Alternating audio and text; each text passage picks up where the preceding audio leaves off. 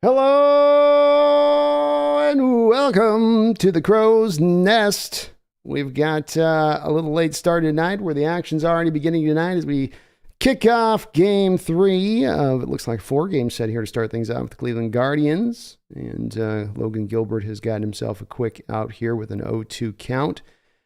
Banged on the ground by Mr. Ahmed Rosario. Seahawks definitely had a tough luck last night with Robbie Ray. It looks like we'll go on the 15-day disable list with a hip flexor. And this ball is batted to the third baseman, picked up and thrown out at first by Eugenio Suarez. So quickly 2 down here in the first inning. But we will see how this goes today. If maybe they can get this a little bit better around. The hatch of things here as I close out some of my menus a little late. Sorry. A little late getting going today. I was working actually on some other content on the channel and lost track of time. As does happen. Hope you guys are having a great night, though, and thank you to everybody that's joined up and subbed up to the channel. Welcome aboard the Crow's Nest here as we are going to be looking to get a bunch of games streamed up today, this year. And 80 is the count, and hey, maybe I'll knock 3 out of 4 in this opening series. Just get that run going. You know what I mean? Hope everybody's having a good night tonight, though. This ball's hit hard. Line drive stroke out to right field, and that will be a base hit after quickly getting 2 down. Well, we saw yesterday with Robbie Ray, this is some issues after he got the 2 down. That's where the problems began, didn't it? Devo, what's up, man? It's good to see you in the chat. Megan says, hey, B, says daylight savings ended here today, so I'm already up to 6 cups of triple shot coffee and just want to sleep at the Crow's Nest.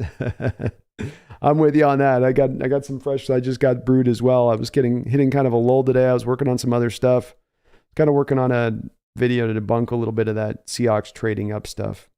And this is going to be a stolen base by Rosario. Raleigh just never had a chance. Logan's got that big leg kick, giving that base runner a little extra time to get going. All right, runner in scoring position now. 2 outs, 1-0 pitch here from Gilbert. He gets set. Slider looks low there. 2-0. But yeah, I'm going to be on that same train with you, Megan. Young Bino Game, what's up, man? How you doing? Hope everyone's well tonight. All right, here's the pitch. Strike. Nice little pitch right there. I'm not even sure what that was. It's like a little cutter or something there on the inside part of the plate. 2-1. Trying to see what they had it as it tracked on the thing. Oh, they just called that a 4-seamer, huh? Well, that's the 4-seamer right there. 97-mile-an-hour fastball, pumped right at the knees. Strike 2. Climbing back into this count. Looks like the stadium's packed with fans here, which is always good to see. It's opening set. We all know sometimes that cold weather can scare some of us Pacific Northwesters away a little bit. Gilbert misses inside here to fill up the count, 3-2.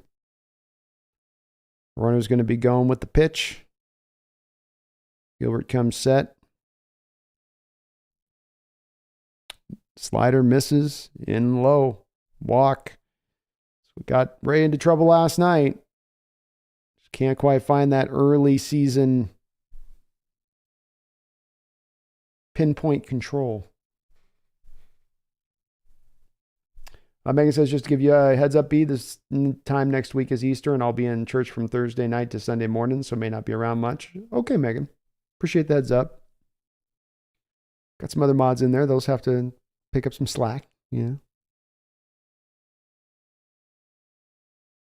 Swing and a miss by Josh Naylor on a slider to begin things in this at-bat. Gilbert's got himself into a little bit of trouble here early on, through 2 runners on. Here's the pitch. Strike. 0-2.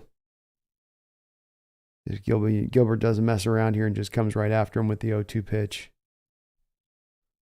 Looks like a little bit of a windy night out there tonight. And oof. Broke his bat. Sawed him off and broke his bat, and he knocks it foul, 0-2.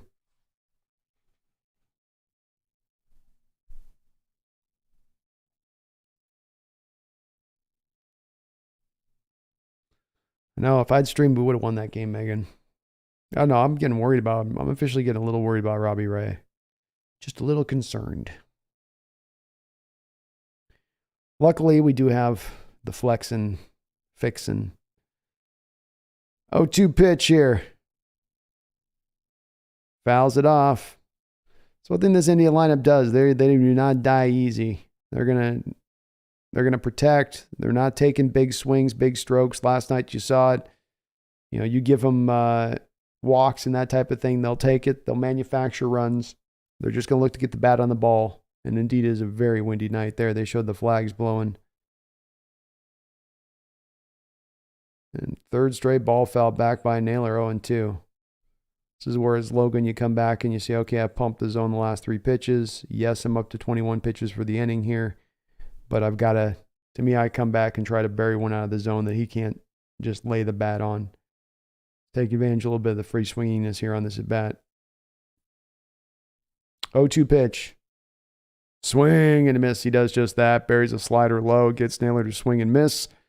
And he retires the side. So 2 runners on, 1 hit. Nobody scoring, though, and that's what matters most. Isn't that what matters most?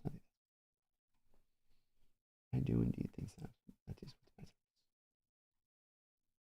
Do me a favor, folks, and do hit that like button if you could for me. I'd appreciate it. And during the commercial break, I'm going to get myself my coffee. So bear with me one sec.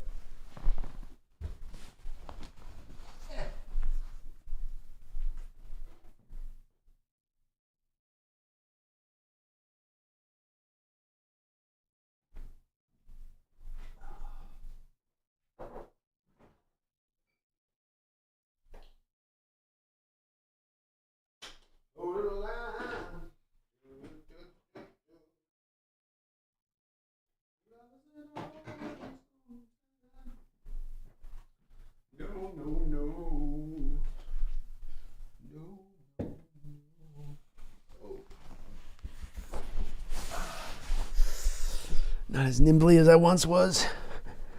Not as nimbly. Nimbly pimbly.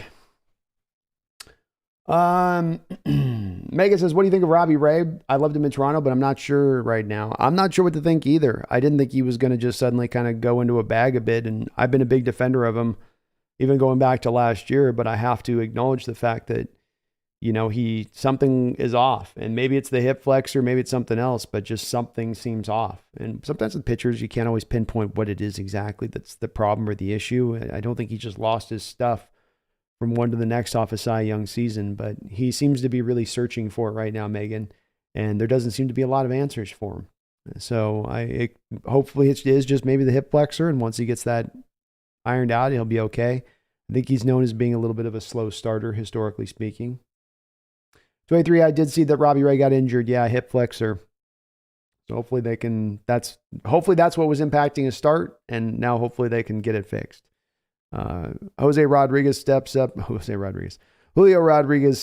the plate now here and takes outside fastball for ball 1. Aaron Savale on the mound for the Guardians. 5-6 record, 4.92 ERA last year. Fastball back on the outside corner, paints this one on the black, and Julio swings right through it. 1-1.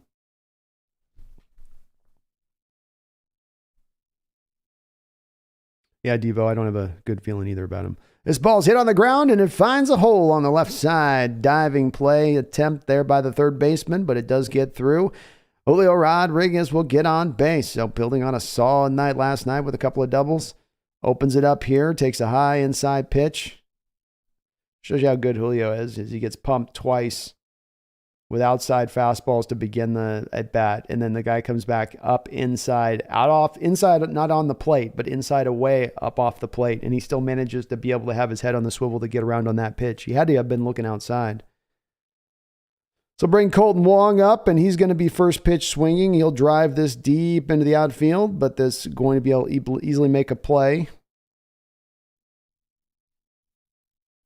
Little thing looking last night, and especially just glancing back at the box score after kind of checking the game out, is just a lot of free swinginess. You know, a lot of again, back to some of the problems of last year with the lineup, which is A little bit of an inability at times, or just do not want to work the count, and being willing to get a little bit more into the depths of the count. Ty France steps up, takes 0-1, does just that, takes the first pitch there. So Ty's hearing me. 0-1 here, 1 out. Julio on first. Inside, Julio's going to try to steal, and he's going to have him his first base steal of the year. Easily nab that one.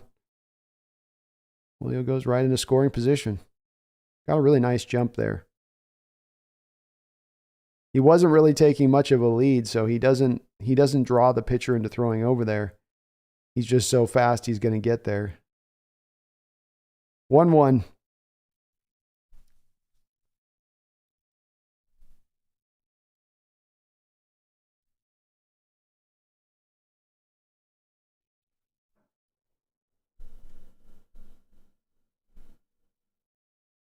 Something seems to be wrong. Something appears to be out of order.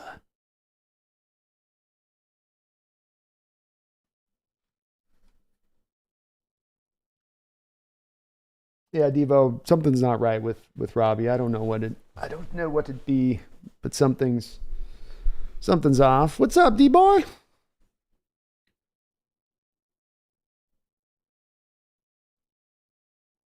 One pitch here to Ty. Swing and a miss. Swung at something outside the zone there. 1-2. Ty on the air, 4 for 7. Having a good start to the season here. Bats it on the ground. This will keep Julio over to third base side. Keep Julio at second. And third baseman easily up with it and we'll throw him away. It's hard to pinpoint, Megan, if it is a physical thing or a mental thing. I would say it's probably more mental than physical. As to the reason, I'm not really sure. You go from a place in Toronto that can relatively suit hitters a little more, I think, than it suits pitchers, to a really great pitching park here. He should be flourishing, especially with his style of pitching to contact. But you saw last night there were even being times, this is why I lean into it being almost mental a little bit, is there'd be times last night he's got 0-2 counts and he ends up walking him. And you go, what's going on? Eugenio takes the first pitch strike, 0-1. Julio gets his lead from second.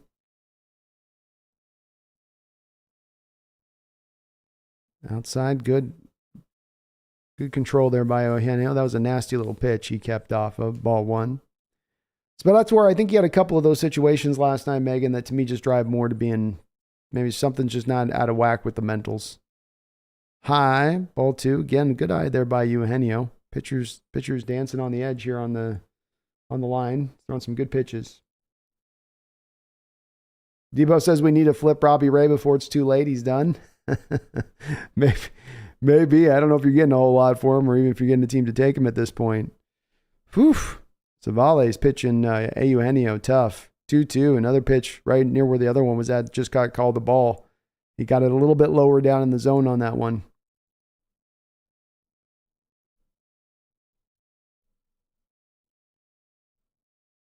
He hung one on that one. Eugenio is going to try to beat this one out. Does not hit on the ground third base side. And it was a big bending breaking pitch that kind of hung a little bit. And Eugenio just couldn't quite time it up. So the Mariners also get a hit to match the Guardians in the first inning, but that will retire the side. No runs. 1 hit. 1 man left on. D-Man says, hey, how can someone drop off a cliff when he's only pitched 1 game so far? I don't think he's dropped a cliff. I think it's also the reference a little bit of last year and the end of the year and all that stuff. But it's still uncertain. We don't know if I don't know if he's dropped off a cliff yet, but it's definitely not a great performance. We got to, who knows? Let's just let it play out on that and see what happens with the hip flexor. He wasn't bad last year, in my opinion. He had his up and down moments.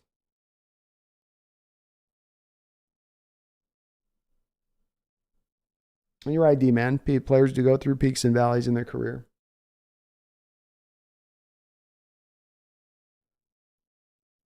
I think 283 mentions inconsistent's a good way to go. D-Boy, did I go live yesterday? I did not. So I got to go. I knew I was going to have to go. I wanted to go tonight, and then we've got the Sunday stream on the football side. So I'm trying to keep them a little spaced out as I can to kind of keep the breath caught.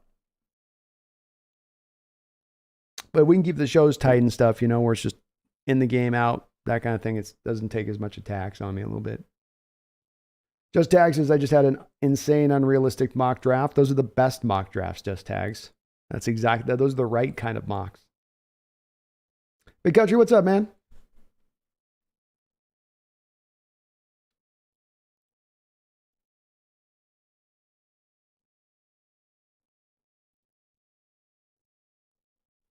And Debo, I don't know the website to go to, man. I'm watching it through the Fubo.tv app thing. So I've got that turned on right now myself. Megan, Robbie definitely needs to get his chicken and his mentals right. Both of those. DD, the cool temps could be affecting Robbie. Certainly can tighten some things up in there. And pitchers need to be loose. They're at their best when things are warm. It's hard to do it when everything's a little bit, especially because right now the Pacific Northwest at the beginning of April, it's still mighty chilly there. All right, 1-0 count for Logan Gilbert to begin things here. 2-0. Kind of a little bit of what we saw last year with Logan here at times as we saw in the first inning. Still kind of, he'll get the job done, but sometimes struggle to find his location until he can get locked in. Gets fastball there down at the knees, 2-1.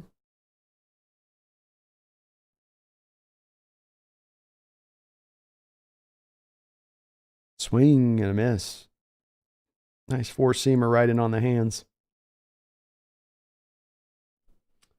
Mark Habercorn, what's up, man? Good to see you. Sean Lee, what's up? Hitting that ball batted out of bounds, 2-2.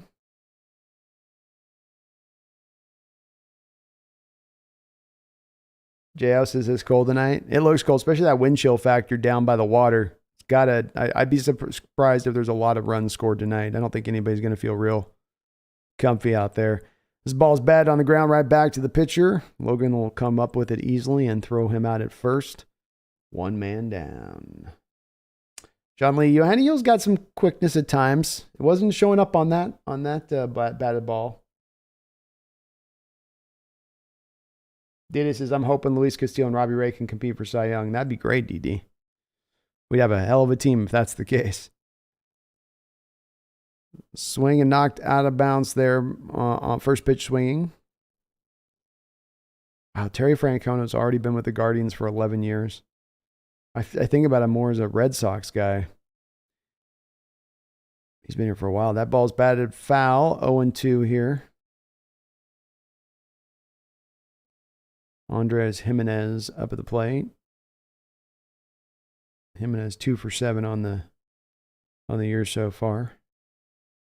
The wind, the delivery, outside. 1-2. Wu-Tang says yesterday was rough, man. It was rough. Tough way to lose those kind of games.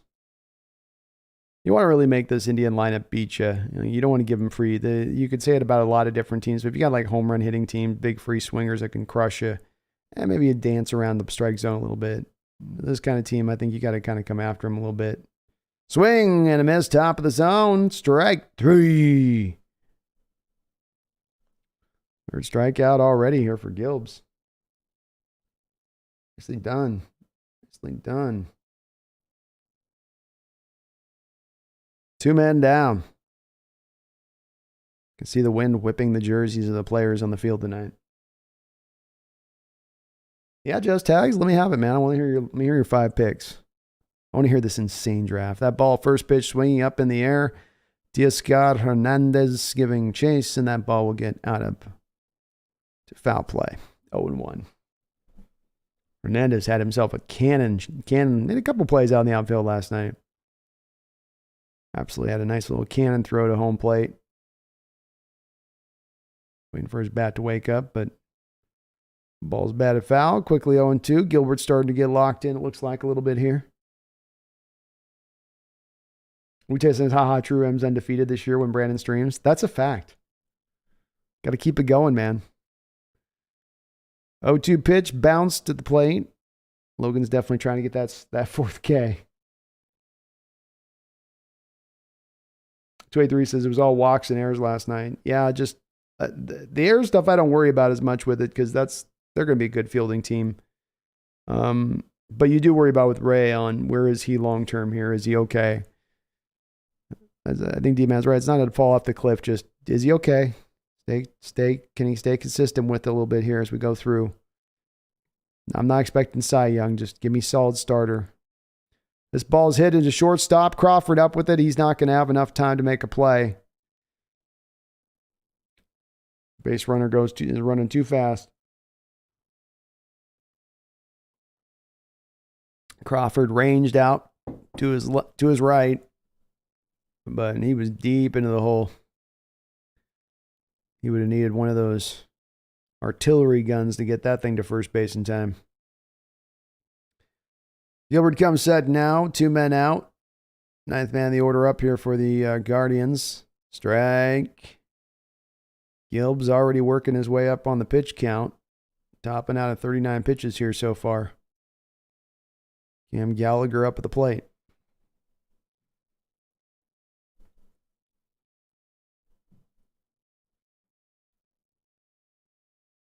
Ooh, gets the call from the ump there, right on the line on the inside corner. Strike 2. Come on here. Close this down, Gilby. Let's get us to the next. Let's get us the bomb here now. Come after him. He's the 9th hitter. Just come right after him. Boom. Just what he does. Swing and a miss. Strike 3 on a slider. 4 Ks here for Gilbert. One more hit for the Guardians, but no runs, and that's what matters most. Just Tags had Will Anderson. Breezy. Love it. Love it. Robinson.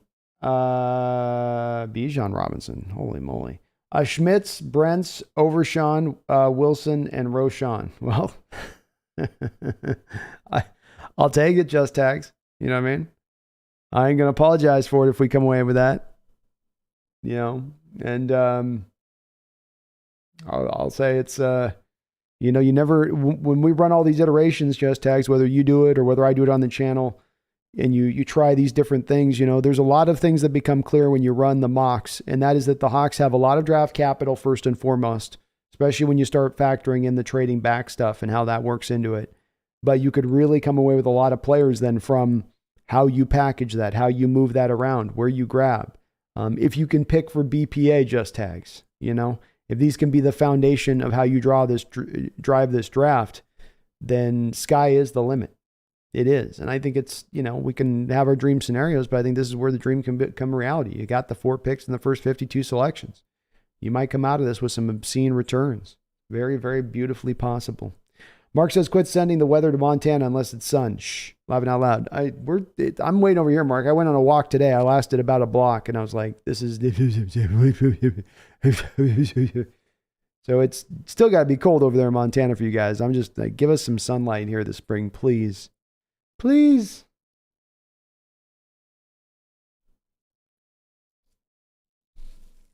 The temps dropped to 15 degrees there, Megan. I didn't even know it got that cold in Australia. I get, even at 30 degrees, I'm like, I'm staying inside. Turn on the heat. Uta says, got caught in a hailstorm at the park with the dog earlier. Been deceptively cold, wet, windy day. Yeah, it's on that on the east side here too. It looks kind of okay at first when you look outside, but then you get out in and you're like, ugh. All right, Kelnick up to the plate now to start things off this second inning, and he takes a strike right at the middle point of the plate. Kelnick having an okay start here so far to begin things. He hits that on the ground fair, picked up by Naylor, the first baseman, and he's out.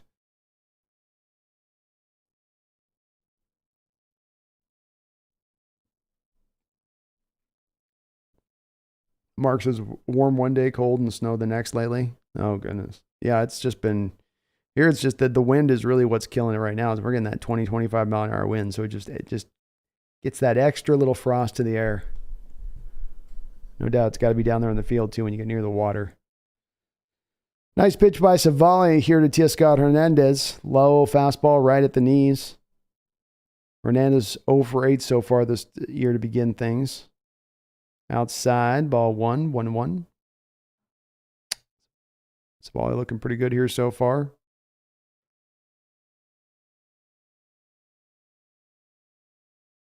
Bounces this one, 2-1. Just Tag says, I do no trades because I don't want to get my hopes up. I love doing mocks though. There you go. I feel you on that, man. I'm going to probably have to in my next couple of mocks because I've done so many trades in mine. The next one I do on my stream, I'm going to have to probably do a little more with us standing pat.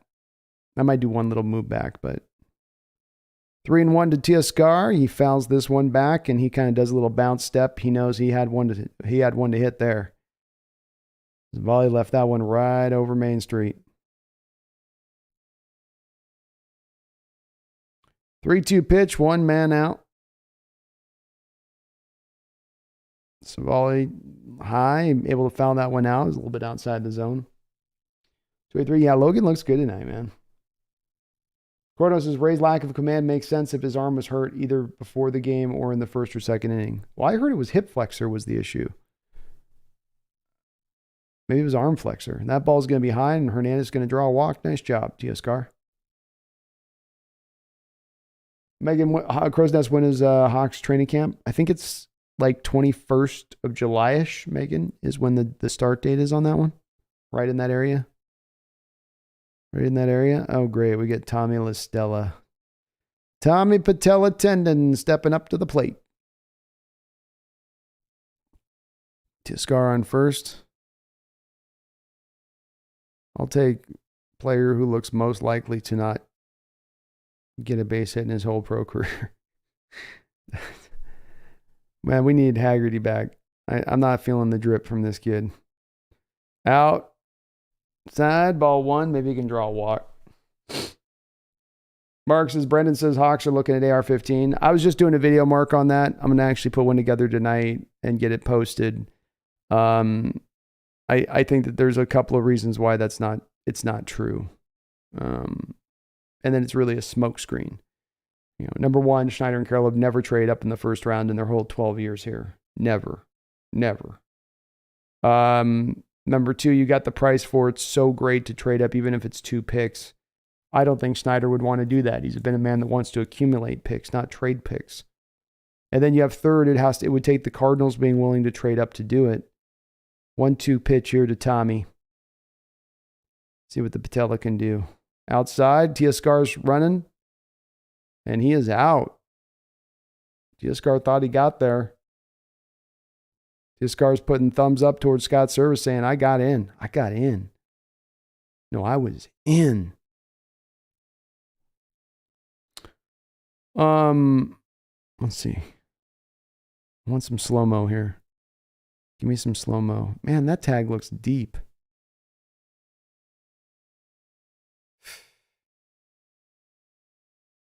Where does this foot hit? It's really close.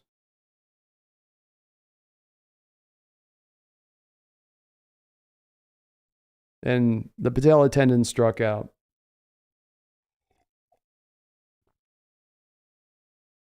Wow. Looks like he got there, but there's not a great camera angle. I can't believe they don't have one, but the player's standing right in front of the camera almost. I don't like that though.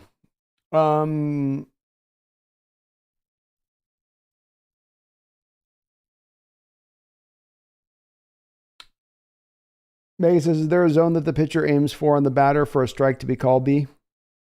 You're going to have your catcher set up to a spot, Megan, and usually where they're setting up with their glove, you're going to target it on the glove, and you're trying to hit that glove. And so they're usually going to align it. Some guys are good enough to where they can kind of throw it to a spot and be pinpoint without having to have that thing they can aim at. But most guys require a little bit of the aim to know where the general area where they're looking to throw to, you know. Just like if you have a person you're throwing at, it's easier to throw because you have something to aim at. But it's where the catcher sets up. Megan says, no B, it'll drop to the minuses in winter, 22 degrees here. Oh, okay. Man, that's cold. Mark, so yeah, I was going to say the last reason was to make the trade happen, it's going to take the Cardinals being willing to trade with us. You know, Mark, do we really believe that the Cardinals are going to flip a trade with us to give us what's going to potentially be our franchise quarterback who goes on and takes their dreams and turns them into nightmares for the next decade? And they're the team that helped to facilitate that. And this is one of the reasons, Mark, you don't see many, if any, trades between division foes in any division, in any realm of any sport. Not just baseball, football, basketball, whatever you want to do. In that market, it's like you just don't see those kind of deals because of that. Because if you're that general manager that makes that kind of trade, like that's a quick way to get yourself fired if that backfires on you. That's not just making the wrong pick. That's completely having something blow up in your face. And then the final reason is Tony Pauline on this one. That's the whole source of this, Mark, is Tony Pauline. And he is a long-time NFL reporter. But at the end of the day, this was also the guy that said, we're taking Trevor Penning number 9 overall last year. That was the same kind of sources he's talking about this year are those same kind of sources. So, that just doesn't add up to me. It's no add up to me. Ball 1 here for Gilbert to begin things in the third inning. Strike. Fastball went right at him on that one, 1-1. Just tags, do I think Brian Branch is possible with Neal being released? Absolutely. I think that door was certainly this ball's hit right on the button. Julio goes back a little bit, but he's right in position. Out number 1. The door to that would have been very much closed prior to releasing Neal, I think. The door to that would have been very much closed in the second or third round prior to releasing Neal. Now, I think that this cracks that open, but just tags not just simply with Branch. This opens it up in the second round for Sidney Brown or Jamie Robinson.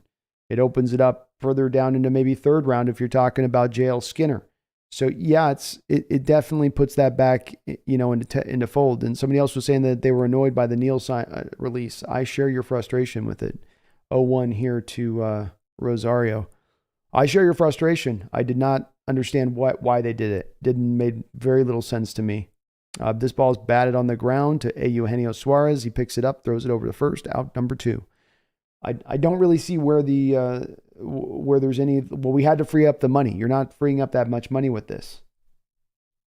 The only thing I can think of is maybe they wanted to do right by the player and give him an opportunity to go out there and sign a contract, and that they felt like they were holding him over the barrel here, and maybe he asked for it.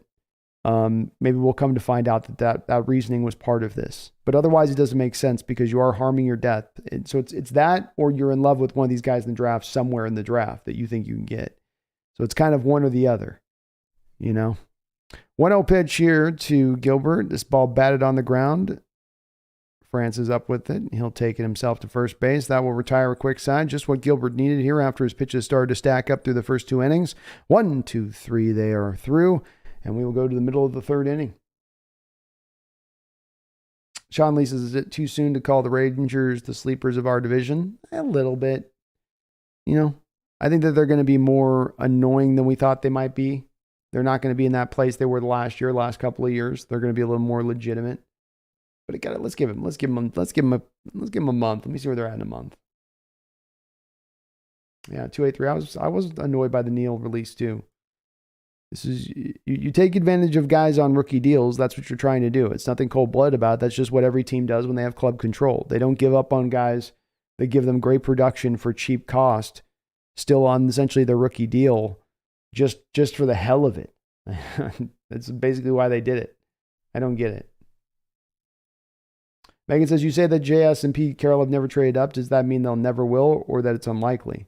Well, nothing means never will, right? Like nothing, there's no absolutes. You know about me speaking in absolutes, Megan. You know what I mean? Like there certainly is a possibility that there could be a time they're willing to do it. But I think that when you have a team, I would be hesitant to say, Megan, if you look over the past 12 years of the NFL, you probably are going to find like 28, 29 teams that have moved up in a first round at some given point over that period. And the fact that not only have they not moved up in the first rounds, Megan, but that John Schneider has had a predilection towards leaning into accumulating picks, not trading up, but to trade back. That to me indicates that there's a certain design in his process that says I'm going to favor the having the more picks over the better picks, quote unquote. And so, yeah, I mean, we're talking about this is all being a gamble at this point. Anything can happen, but if we're talking about things being likely or unlikely, it's not likely and not close to being likely. Croto says, Pete Carroll and John Schneider are crouchy old men. They don't like trying new things when it comes to their drafting process. Yeah, I don't think they're changing now. That's for sure. All right, beginning of the bottom of the third inning here. Swing and a miss to start things out. Tom Murphy up to the plate here.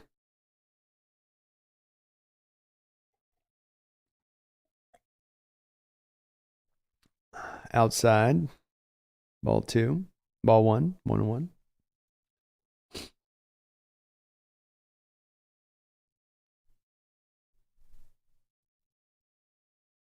Ball's bounced. Ball 2. Yeah, Sean, I just like $2 million is what you're saving. But even the savings on it, Sean, are kind of not even at the $2 million mark, because whoever you bring in to replace him is going to offset that cost. So if it was 2.3 million and you bring in a guy that's going to cost you 750, 900,000, well, then the savings was like 1.8 or something, right? 3-1 pitch here to Tom Murphy. Hit on the ground to the third base hard, but he hits right on it. He'll come up with this and throw him out. 1 man down.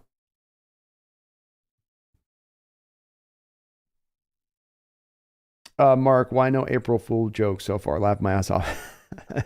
I forgot it was April Fool's, so I completely bounced it. Maybe I'll try to slip one in before the show's over with here today, before the game's over with. Right down the middle of the plate there on JP. Savali's challenging him here. He's not bouncing on the zone. He's coming right into the zone saying, hit it if you can. Crawford gets himself into a 0-2 count here, fouling the second pitch off, saying, we can't. We're struggling with that a little bit. Megan says, Crow's Nest, you know how much I don't want to trade, but I'm open to staying open-minded. Well, I'll say this, Megan. I'm way more. I'm in favor of trading back. I am most especially. I think you're as well in this. Not at all in favor of trading up. I do not know how. No way. The cost of doing that, like, we got to give up our best second round pick to move up 2 spaces to take a quarterback who's then going to likely sit for the next 2 years.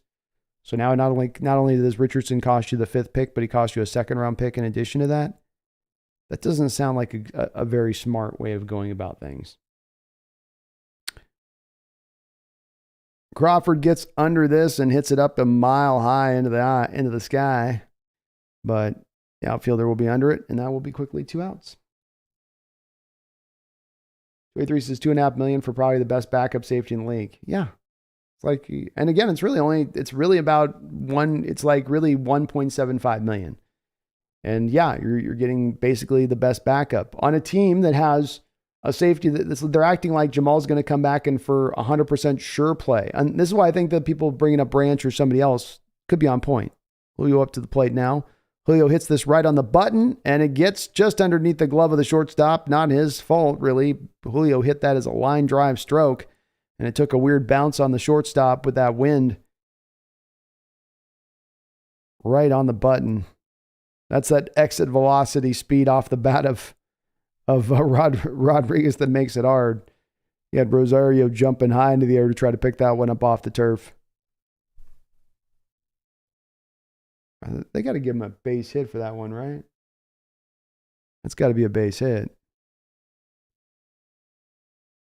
Inside strike on Colton Wong. Nice pitch there.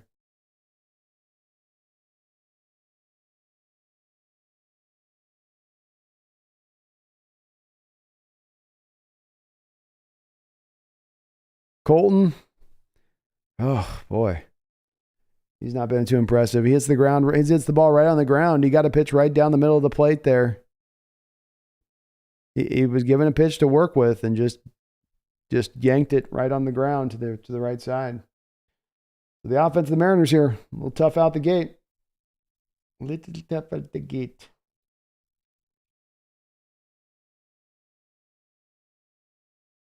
Megan says I would trade up if we got pick 1, but for no other reason to the Crow's Nest. Yeah, the cost to do that, Megan, though, the Panthers trade up to 1 and they gave up all those future first round picks and the draft capital. Like, they're going to want all that to do it. They're not going to want some reduced cost now 2 months later. Oof.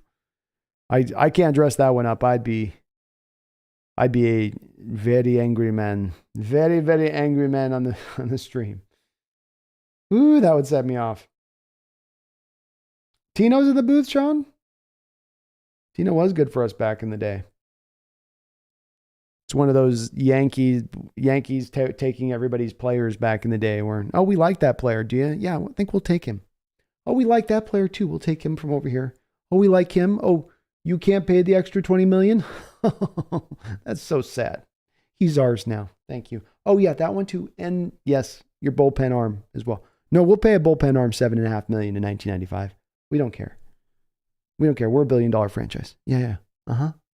Mm-hmm. What? Small market team? I can't hear you. Oh, see what this is? This is the world's smallest violin just for you. Yeah, they took us. But Tino was a good player, man. He was just coming into his own as he went out to the Yankees. Didn't he have like 1 year he put 40 bombs out there in that stadium too? His swing fit that stadium perfect. Perfecto. Teoscar does not have a hit Sam the Great, but he did draw a walk in his last at bat, for whatever that's worth.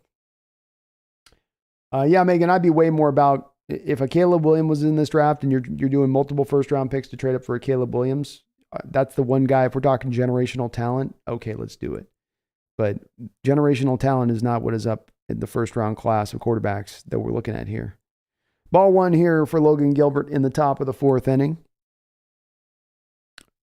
Facing the four hitter, quickly bounced on the ground and throws it over to first. It's kind of nice here as it puts Gilbert at pitch 50 in this game. He's been able to keep that a little bit low back down now, so might be able to get a little bit more deeper into this game, especially with as you had to go to the bullpen early yesterday. You would like to maybe kind of give them a teensy bitsy rest.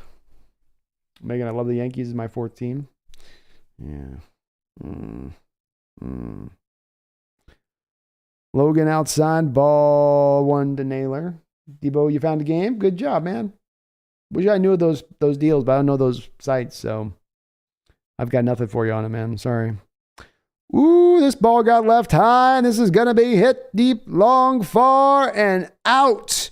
Home run for Naylor. Gilbert left that one up in the zone, right over the heart of the plate, let Naylor get his arms extended, and he poked that one out. Naylor's got a lot of that extra girth to get that ball out.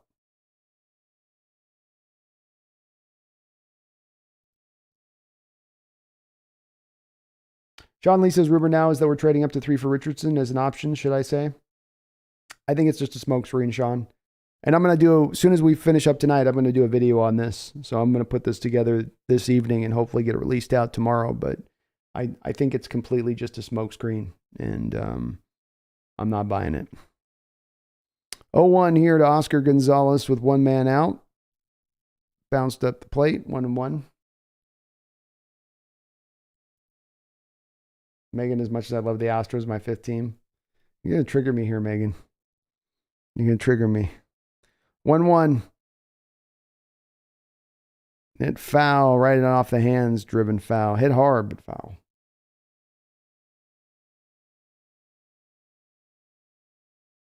I think they're okay with him. He's all right. He just left that pitch up. He's been pretty locked in the past few innings. Naylor did what our batters have been able to do in this game, is if you leave a pitch up like that, it will happen. Make them pay. 1-2 here. Gilbert able to, again, test that. Gilbert always kind of tests the upper edges of the strike zone. It's when he's got that extra fastball that he's just going to be able to blow it past you. You can't catch up to it as it's rising.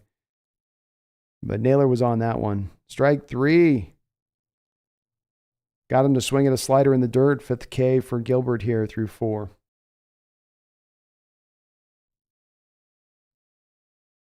But Sean, it's possible I could trade up, but there'll be like 4 reasons I'm going to give you in this video tonight as to why I think it's complete bunk.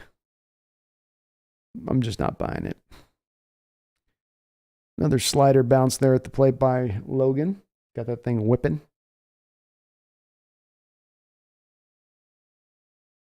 Megan says you've been triggering me saying Craig's better than zone for weak speed, so karma's fair play. Fair enough. Sam the Great says, glad I made the MLB TV investment this year. Yeah, it's a good little app for if you're out of the area. That works for sure. The Fubo app thing works pretty good for me too. I like what they got with it, and it beats having to get like one of the boxes and stuff.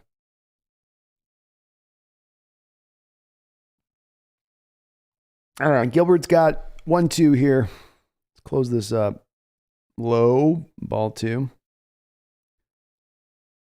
61 pitches through Gilbert here through the game. Diddy says, love it when Gilbert gets him to do the golf swing. Me too. You know that slider's working good when he gets those.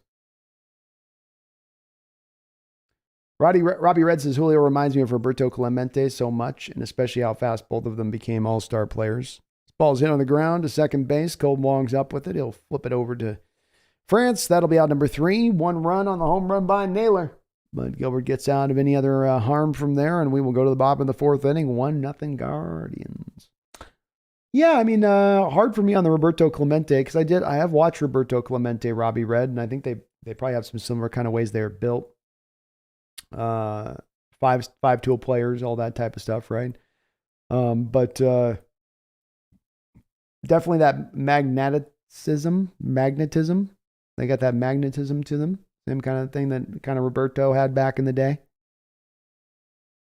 I could see that. The comp.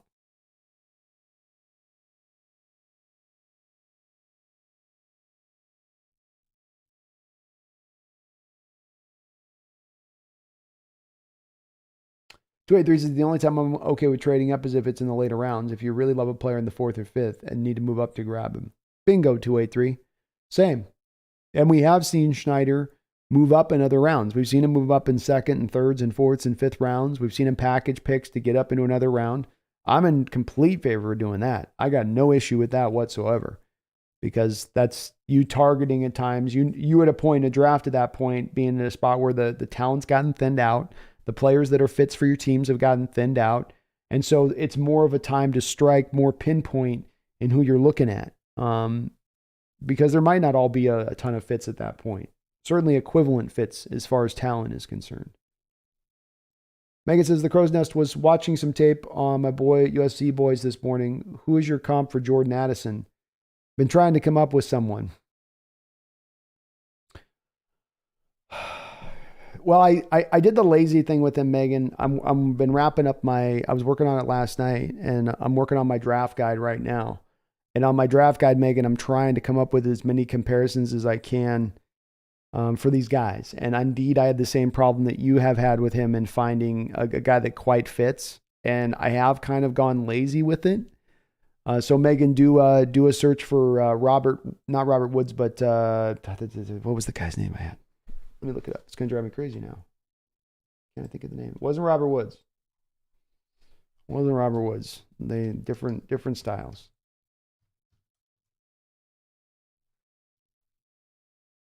All right, first pitch here to Ty France is a Sturizak. Well pitch game here so far. Or sorry, it's a ball first pitch. Ball 2. Second pitch here to France, who's 0 for 1 with the ground out in the first. France gets on top of this one and tomahawks it, but doesn't quite have enough lift to it. Right out there to left field. Well struck, but we're on the button. Okay, Megan, so in my draft guide, rather than finding pure comps, I try to have fun with it. So if it's a guy that's a cross between this, or I'll say there's that Brown kid, Megan, out of Illinois, the running back. And so I know there's a couple of Browns in Illinois, actually. So the running back Brown. And I say he's Kenneth Walker minus 10%. And so I would say with Jordan Addison, my comp that I have in my draft guide is, and Eugenio's going to get quickly into an 0-2 hole here after batting it foul. Savali's getting a lot of great movement on his breaking balls right now. And Mariner hitters are just not able to kind of time it up or get a good swing around on it. 0-2 comes back with a fastball, misses off the plate.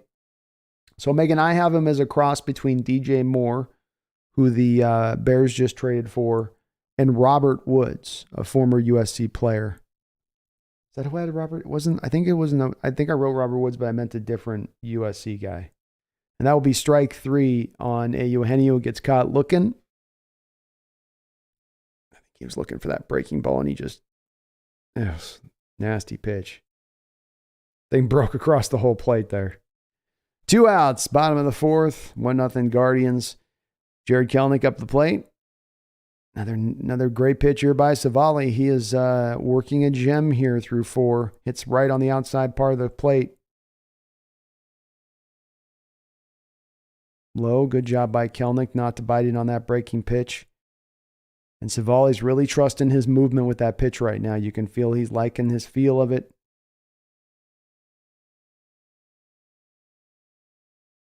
Well, you can just see Kelenic jumping in there. Kelnic's definitely got to kind of rush his process a little bit more this year. And he gets just under this pitch and sends it up skyward in the air. And the center fielder will be underneath it. And that will be out number 3. Mariners quickly retired in order. Top of the 5th inning. Guardians up 1-0.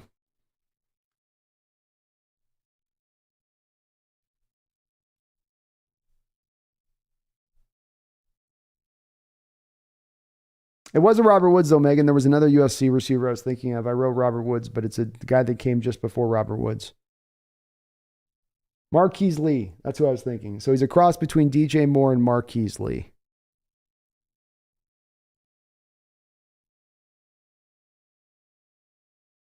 So if those two guys had a baby, that baby would be Jordan Addison. One sec, a little more coffee.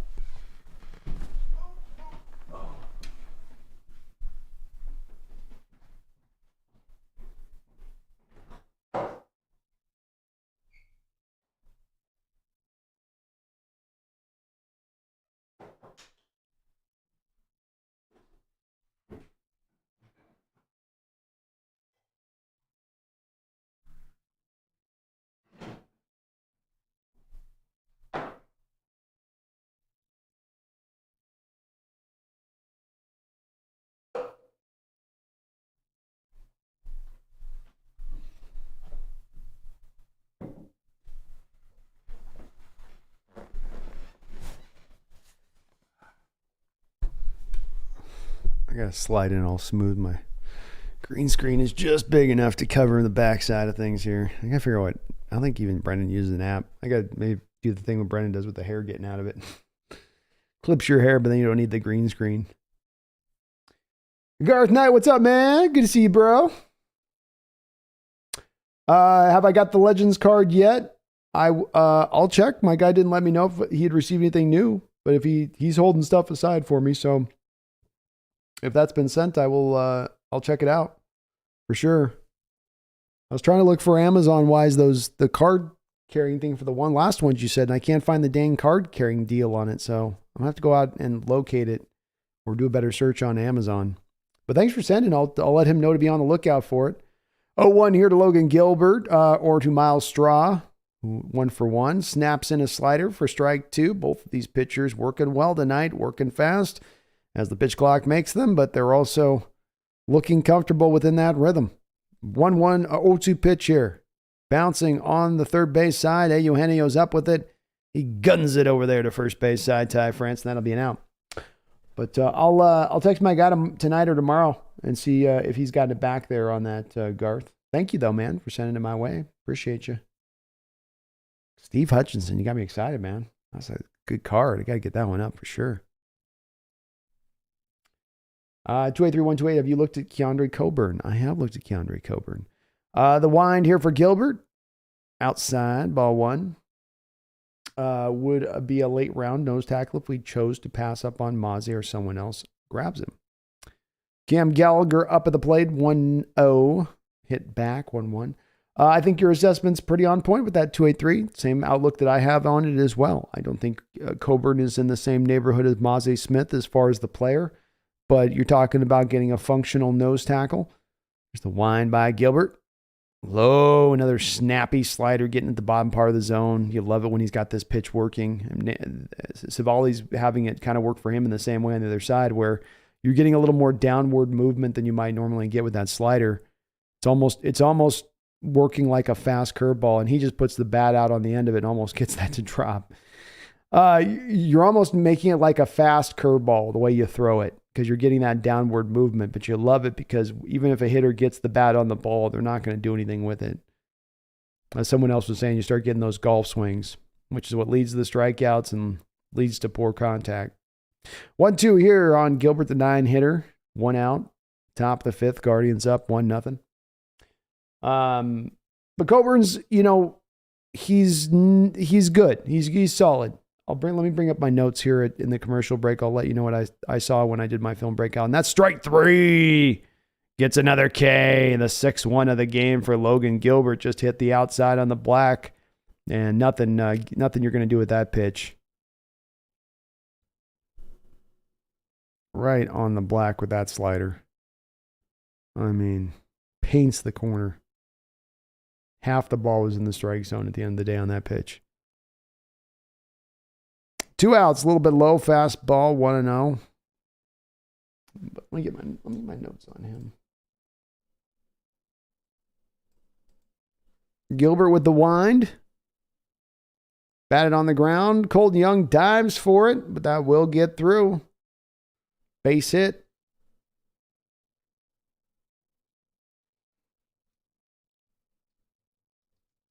Coburn. So here's my notes that I have written out on him. He's a pure zero tech in a 3-4, built low to the ground and beefy. He uses his natural leverage to rock offensive linemen back and displays good power in doing so. He's capable of holding up at the point of attack, and most of the time against double teams. Here's a pitch strike, fastball inside and low right on the plate there for Gilbert. 0-1 to Ahmed Rosario.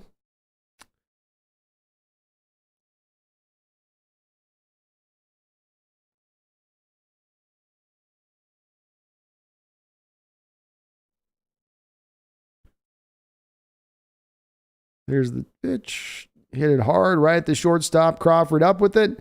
He'll throw it over there to Cold Juan at second base, and that will retire the side here. So Logan gets out of trouble a little bit here. No runs. Going to the middle of the 5th inning. Mariners down 0-1. I've got that he is definitely very slow off the line of scrimmage. That jumped out to me. It takes him time to get up to speed, but he does have a higher top end, I would say, in my assessment, than you normally get from zero techs. So he's a little slow, but he can get up to a little bit faster than you get to usually see from those guys at that position. He can blow up plays quickly when he's at his best, but the flashes are few and far between. He gets single blocked and neutralized, especially as a pass rusher on the norm. He struggles to then disengage. Much like his flash as a play wrecker, his disengaging move of push and pull is often here and there, but effective and shows off his power as he yanks the lineman down when he does. Yandere is a little top heavy and ends up off his feet about once every 4 plays. So, that's why he's a later round guy, right? But there's enough there as a zero tech in it to make it interesting. Nick, the score 0-1. Guardians are up right now. Sean says, how many wins do you see the Mariners finishing with? I'm at 92. I'm hoping 5 more wins than last year. DH spot is a weak spot. Well, it's weak right now. I think we got to see how it settles out. I was thinking they get up to 100 wins. So I do think 100 wins is where I'm at. I think they're going to be, at the end of the day, a pretty strong team, and they're built to last this year. I'll be bullish. I'm going to go 100, Sean. And hopefully you're right, Sean. Hopefully Cold Wong actually ends up being an upgrade at second base. Or it's that, or we're going to have to call up Brett Boone. One of the two. We're going to have to call up Brett and say, Brett, get back on the juice, man. Get back on the juice. Oh my God, they got Ben Stiller doing Zoolander commercials, hawking Pepsi. Holy Lord, Ben. Holy Lord. No, Ben, no.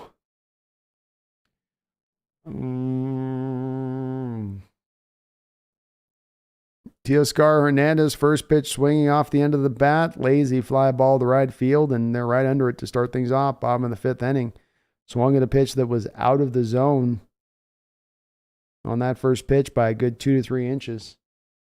Just kind of flicked the bat at it. And Teoscar continues to look a little bit out of whack to begin things so far this year. 1 out.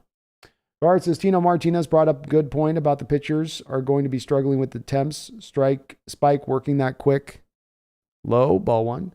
Going to be struggling with the temp spikes, working that quick. Oh, yeah.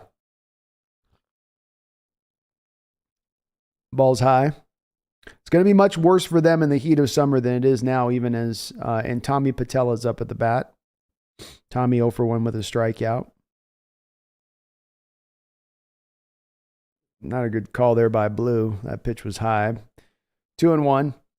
But that's where I think as well in this, when you've got them trying to pump pitch after pitch and you're in 90-degree temperatures, those jerseys don't breathe well. Strike, outside pitch. Tommy Patella's getting pitched tough here in this at-bat. Got pitched in the first at-bat too. That was right on the outside part of the plate though.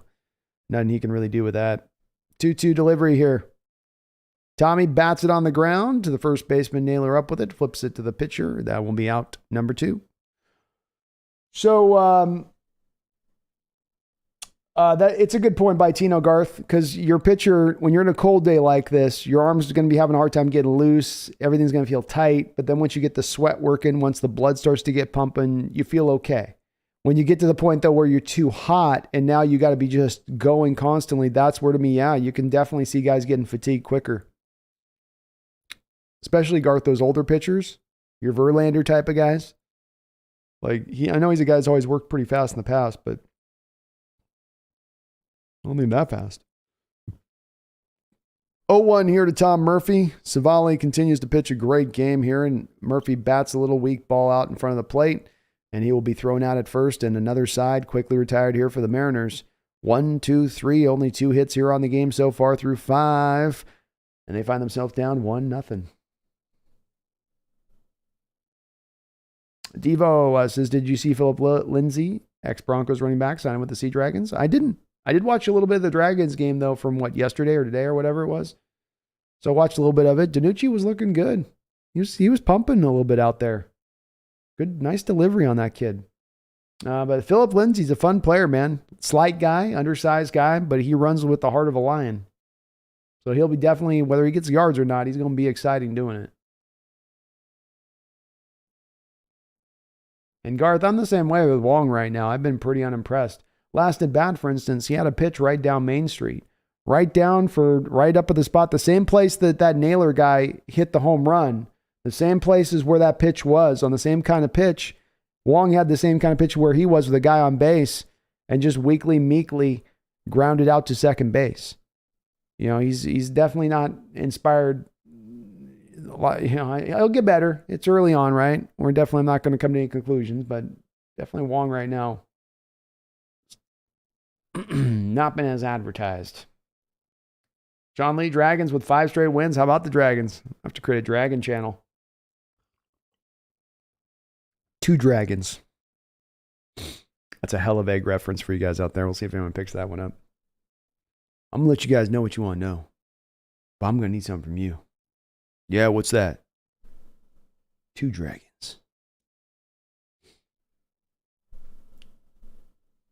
The Dragon Nest. There you go. That's got a ring to it. You don't want to come in the Dragon's Nest. You don't want to be in the Dragon's Nest. Ain't no Lord of the Rings stuff in here. Kraken are doing well too, Megan. I think I've firmly come to place, though. I can't get into hockey this late in my life. I can't do it. I can't do it. All right, Gilby back out on the hill. He throws what looks like, yeah, there we go. He thought he wasn't going to get the call there, but he did on a breaking ball. 0-1 to Jose Ramirez. Outside swing. Another breaking ball there. 0-2. And the wind does continue to whip the jersey of Logan Gilbert. Top of the 6th inning. Outside, knocked away. I'll tell you the thing that does stand out about this Guardians lineup, I don't know if it's purposeful or it's been just the happy point of the lineup and what they get, is that I know that they've got their share of strikeouts today, but they do such a marvelous job of just getting their bat on balls. I mean, even that is like, even when they're swinging out of the zone, they find a way to get it fouled off and stay alive. And you don't see this often through a lot of Major League Baseball lineups. They're a little bit less feast and famine in their development. It might be one of the teams that mainly not mainly, but balls hit up into the air in the infield and Colton Wong is underneath it. They might be one of those teams that does end up really benefiting at that point from these rule changes, because they were already very adept within that small ball, winning 90 games last year, having some of that be kind of the brunt of what they do. One man out here, top of the 6th. Garth, you got it. I knew Garth was going to get it. Starsky and Hutch is right. That is right. Very funny Will Ferrell scene from that movie. First pitch, fastball, 94 mile an hour, top of the zone here to Bell, 0-1. Whew, Gilbert's feeling it right now. Comes back with a changeup there he hit him with? Yeah, changeup. Woo-wee. He hasn't thrown many of those today. You're Josh Bell, you're like, oh yeah, that's the cleanup pitcher's pitch right there. You're going fastball slider. Yeah, you choose to hit me with the change. Okay. I get it. 0-2 here now. Swing and a miss on the slider. Almost kind of looked like he was looking for the fastball there. And Gilbert with another K. 7 on the day now. Just got a weak kind of just flailing swing from the batter there. 2 men down. Gilbert's been locked in today. Outside, ball 1. Naylor back up to the plate. Last at bat, he sent one out into the seats and right. 1-0 pitch. Strike. Swing and a miss.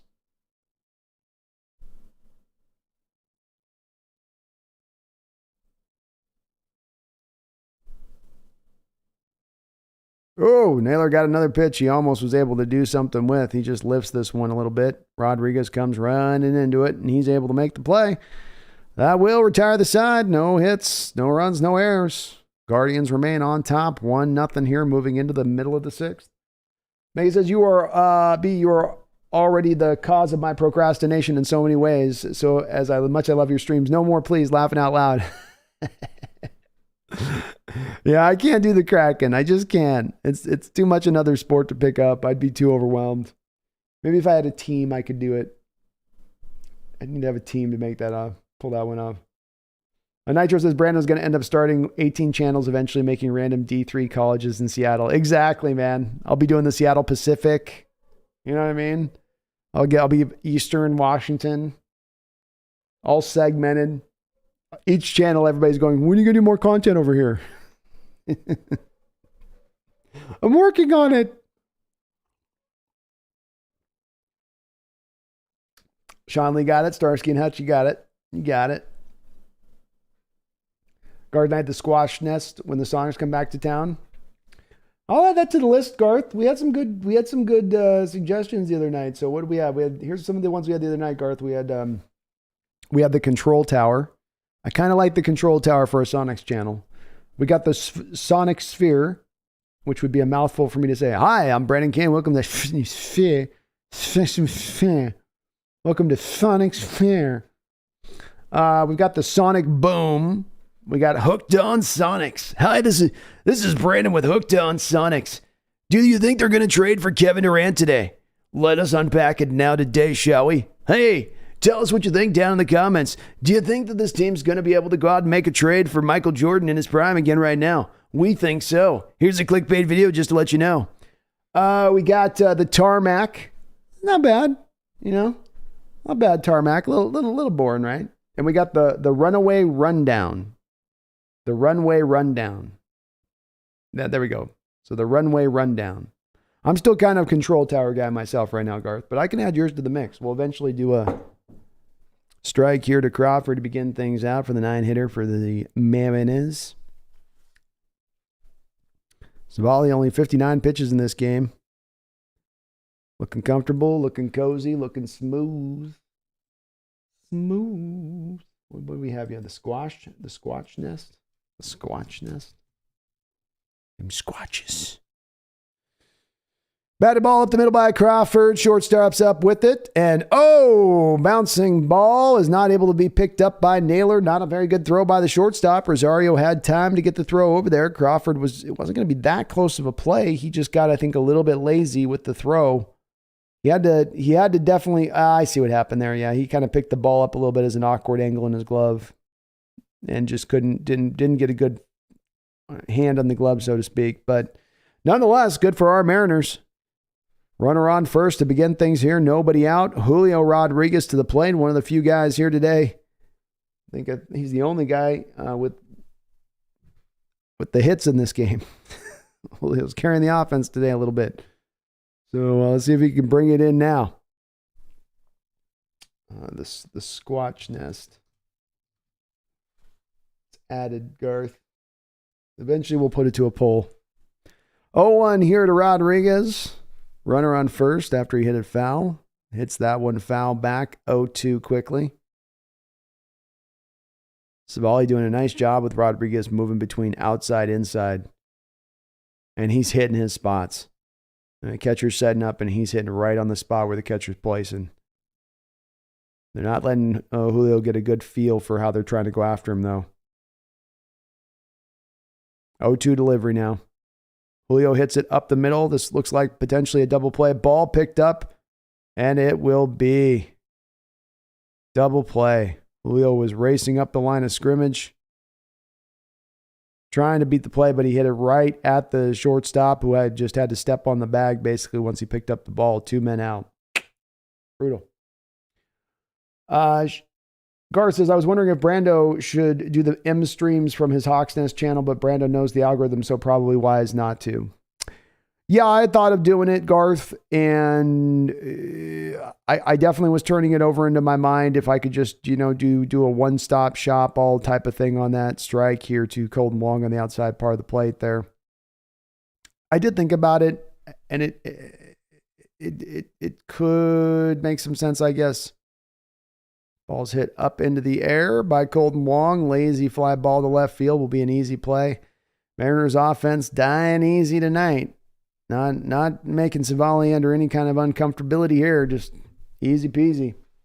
And I did think about doing a dart, but the algorithm would be affected. There's guys you lose that just want to watch it for football. There's certain people in the channels that, if you do too much content, you'll have people unclick your unsub because you're filling up their feed too much, so you want to be, that's why I'm kind of specific on going with it. And, eventually want to do so many of these.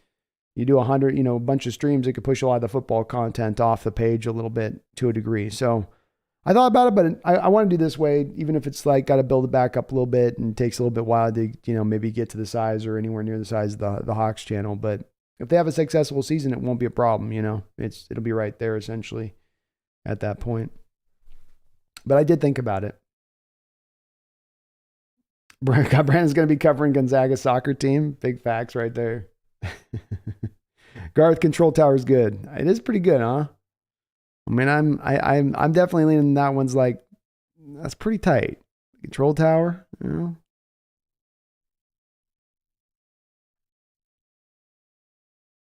Megan says, our friendship's already shaky due to your devotion to Mugbone. So I'm not sure if we can be friends if you don't follow the Crack and Hawks Nest. I can't. The hockey thing just doesn't get me. It's gotta click in with you, just doesn't quite, even going back to childhood, just never quite got me.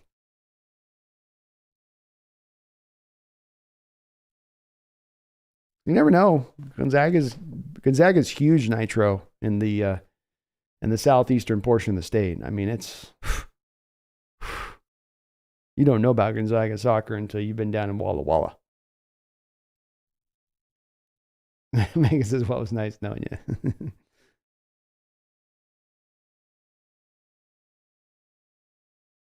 I can't believe Ben Stiller is doing Pepsi commercials.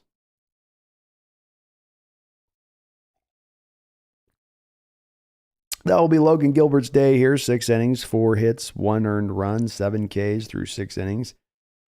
Nicely pitched game here, but they're going to bring out Big Diesel. Mr. Castillo is going to come out here and try to hold it down here in the top of the 7th.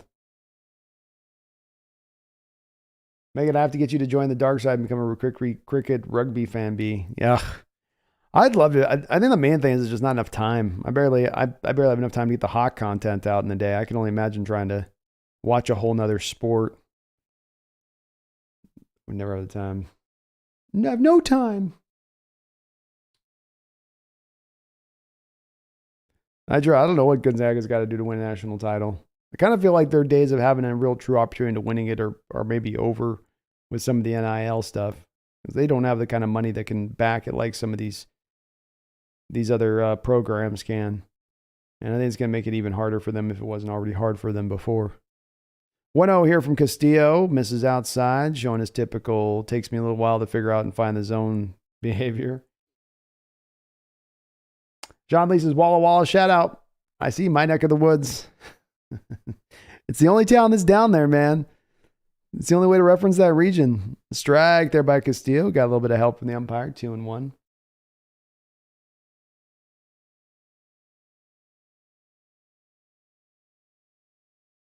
Strike. Nice slider there by Castillo. 2-2. Evens this thing up. Nitro Hawk said, I don't know about the money thing. Gonzaga was playing some of these players a lot of money. Maybe they got a. I haven't researched any. It's strike 3 on that slider. Nice job by Castillo. 1 man down. I certainly haven't done any research on it with Gonzaga, so that was me just pulling out facts from my butt on that one. But good if they did. That'd be great. So maybe that's what they need to do is just kick in a couple extra dollars, get an extra 5-star in there or 2, and they'll be good to go. It's been brutal, though, how close they've come and just never able to quite push over the hump. Can't quite get over that hump. This ball's hit down the line, foul, 0-1. Still getting locked in. Andre Jimenez up to the plate. He's 0 for 2 with a strikeout and a ground out. Aaron, their offense today, just a mere 2 hits on the day, both coming from Julio Rodriguez. Got to give Savali credit. He's pitched a whale of a game.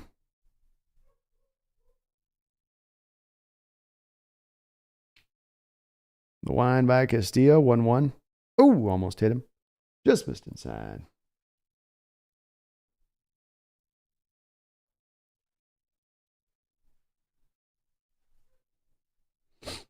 I think, Garth, I heard there was a female player on I don't know, it was a basketball team. I saw a female player was making the most. Oh, Castillo leaves this right inside, and Jimenez gives it a whack into the back of the seats. Good 15, 20 rows deep. Castillo put it in that spot you do not want to put it in on those lefties, which is down low and inside is where he missed. And Jimenez made him pay. Home run. You can see Tom Murphy setting up outside, and Castillo ends up missing up back inside and low. I always say those lefties have that natural golf swing. Stay out of that inside there low. You don't want to miss there. That's a hot spot for a hot spot. It's a hot spot for those lefties.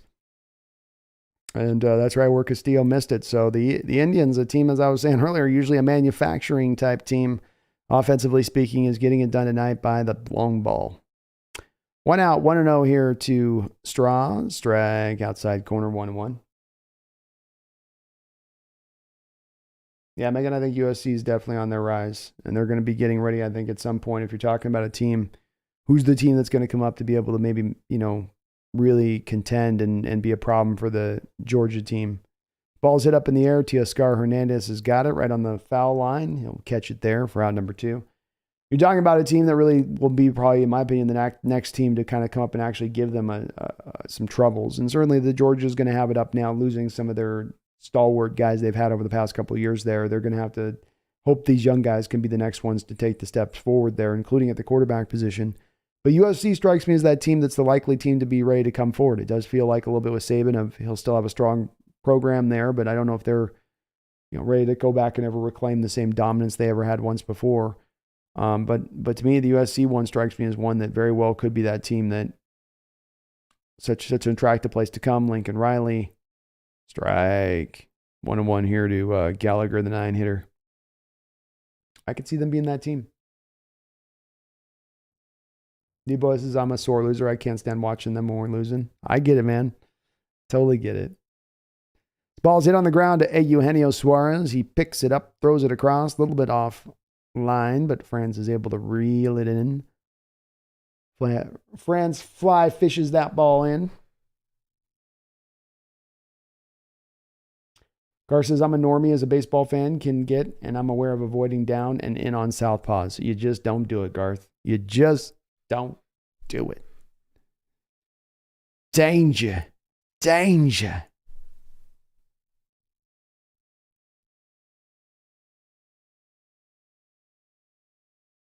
283 says the Kelnick bomb's coming.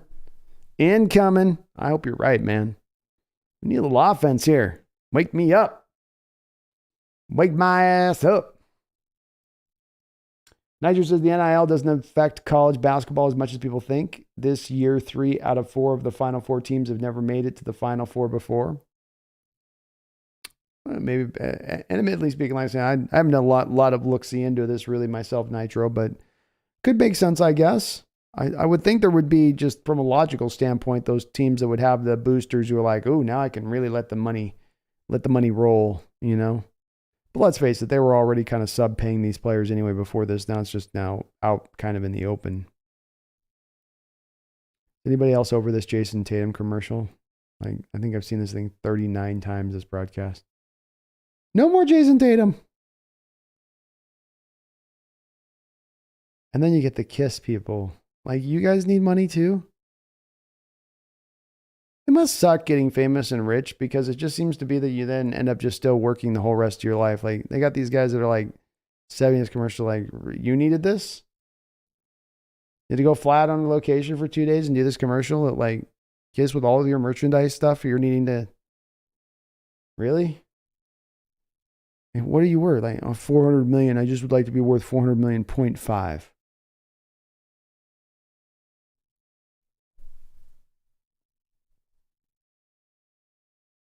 D-Boy says, Brandon, call the Mariners tomorrow and tell them to send La Stella down to AAA and bring White up, please. Yeah, it's about time. I don't need no more Tommy Patella. All right, Ty France up to the plate. Let's see if we can kick it off here for the Mariners. A swinging slider on the first pitch for a ball from Savali. He's at 67 pitches in this game. France 0 for 2 with a ground out and a line out. Yeah, boy, the Mariner bats just getting a little too underneath the balls tonight. You can see it on these swings. They're just getting a little bit too dipped. That leg's dipping too down, a little bit too much trying to get underneath. Just back in on that live drive stroke.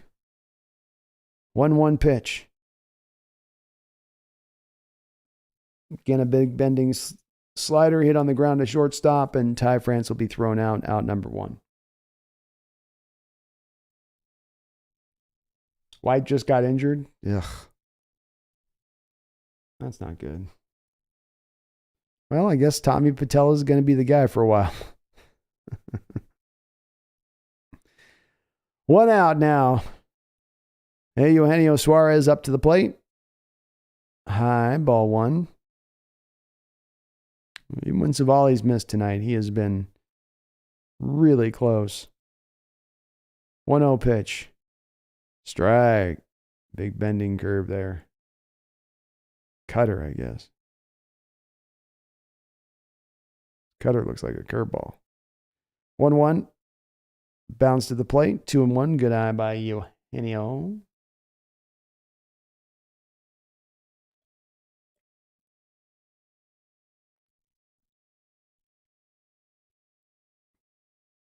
That ball's hit foul by Eugenio. Right fielder given chase. Might have a play. Not quite. Garza's crazy to see UNC have such a bad year with their support. Such bad year with their support, which I assume translate to the NIL. I would too, man. Yeah. I guess, you can spend the money. It doesn't necessarily guarantee. You still got to do the scouting and get the right guys. And you also can't probably quantify very easily anymore, Garth, because we're such a new territory on this. What happens when I make an 18-year-old college student, if not a millionaire? What happens when I give that guy $400,000? Am I getting a good workload? Am I getting a guy with a heavy work ethic? Am I getting the same kind of player? You already worry about it when these guys get drafted. Hey, Eugenio's done a great job here staying alive in this count, batting a couple balls foul, getting himself to 3-2. Trying to stay alive. We need some base runners here now. Come on, Eugenio. Again, great pitch by Savali. He's impressed the hell out of me tonight. Put that right up in the hands of Eugenio, right on the inside upper portion of the plate, in the strike zone. 3-2. Batted foul again. Eugenio had one he might have been able to work with on that pitch.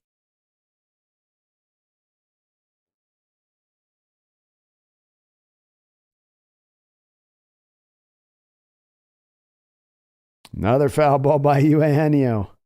Like 4-5 straight now.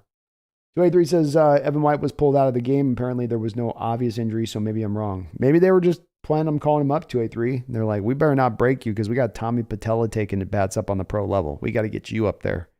Pronto. 3-2 here to Eugenio. 1 out. Bottom of the 7th. Oh, Eugenio. Swung at a slider outside, swung at ball 4, far off the plate. Mariners have just not been able to get a good feel on these breaking pitches of Savali at all tonight. And that one was far off the plate there. Eugenio just kind of barely able to even kind of take a swing at it. 2 men out now. Jared Kelenic up to the plate. Kelenic, first pitch swinging. Sends a ball high, deep into center field. Again, getting just a little bit too much under it.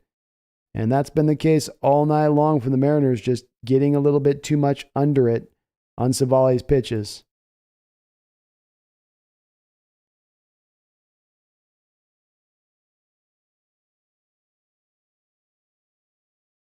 John Lee says, I would have loved to have kept Kyle Lewis and just have him home play DH. He already has his first home run of the year.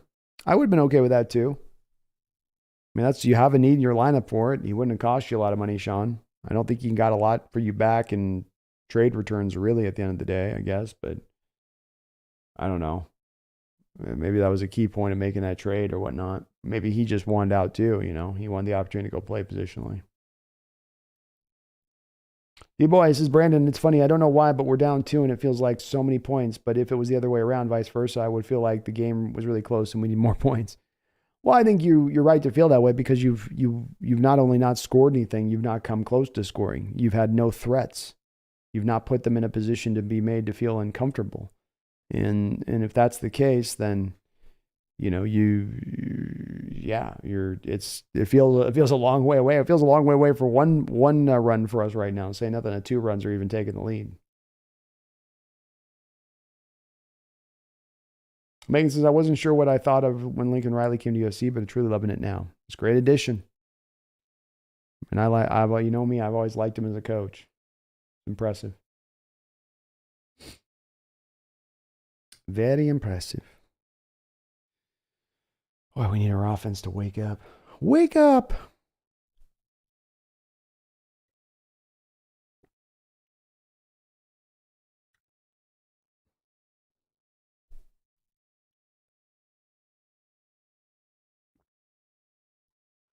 Man, this game, 6:40 start time. We're into the 8th inning now? 8:10? Them games are going fast.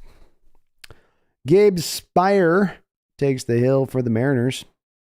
Last season in 17 games, he had an 0-1 record with a 2.33 ERA in 19 innings. See if we can come out here and hold down the line. Get our offense another try here in the bottom of the 8th.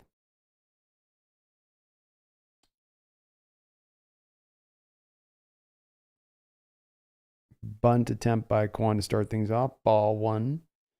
Nigel Hawk says, I think the Seahawks should fire Pete Carroll, then hire Adam Gase and also re-sign Johnny Manziel. There we go. The magical combination. Bill O'Brien for GM. Now that would top it off right, wouldn't it?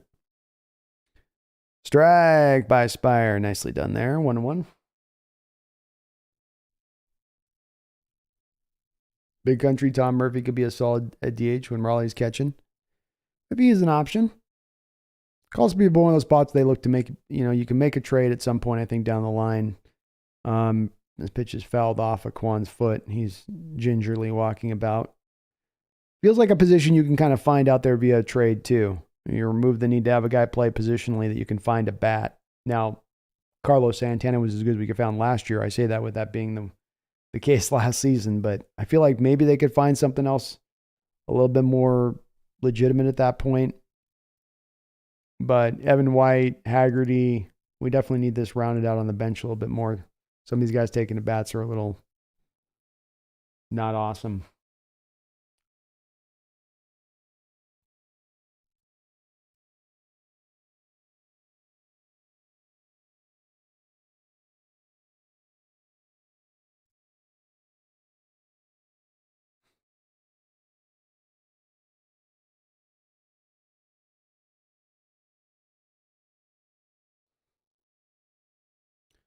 1-2 now. Ball knock foul. It will remain 1-2. 283 trying to April Fools people. You ain't getting me, 283. I've already been made hip to this day. 1-2 now. Kwan getting himself ready here in the box. Strike 3. Spire working off that lefty side, lefty on lefty action. Always going to favor the pitcher heavily in that situation. Yeah, if we made that trade, I would absolutely need to be on suicide watch. I'd just be going live and you just have my little feet hanging where I've hung myself out of frame. But then it's just my little toes that are making that sound like a rope makes, you know?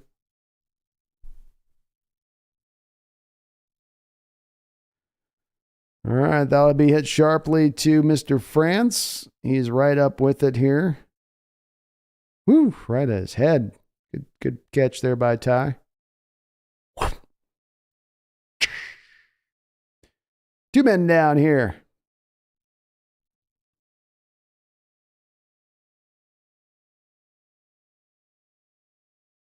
Strike outside.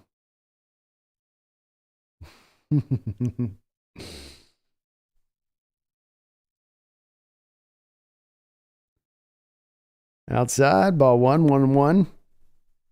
Yeah, we better not make some stupid. I'm already a little worried right now at this trade and stuff. They could do something weird this draft. Don't do anything weird. Don't make it weird, John. Don't make it weird, Pete. 1-1. Batted on the ground. Crawford up with it. Tough play over to first, and he gets him.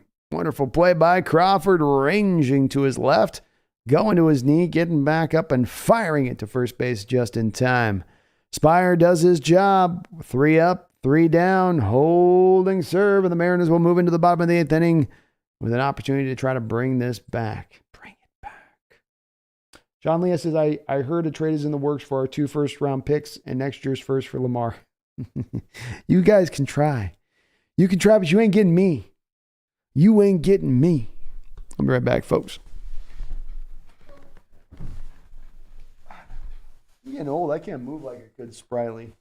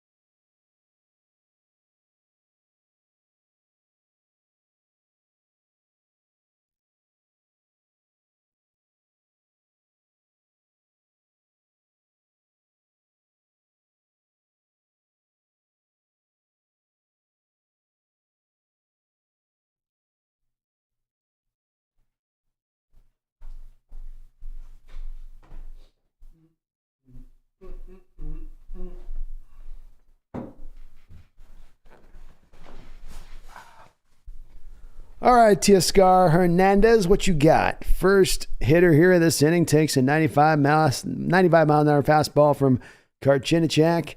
Strike 1. Strike 1.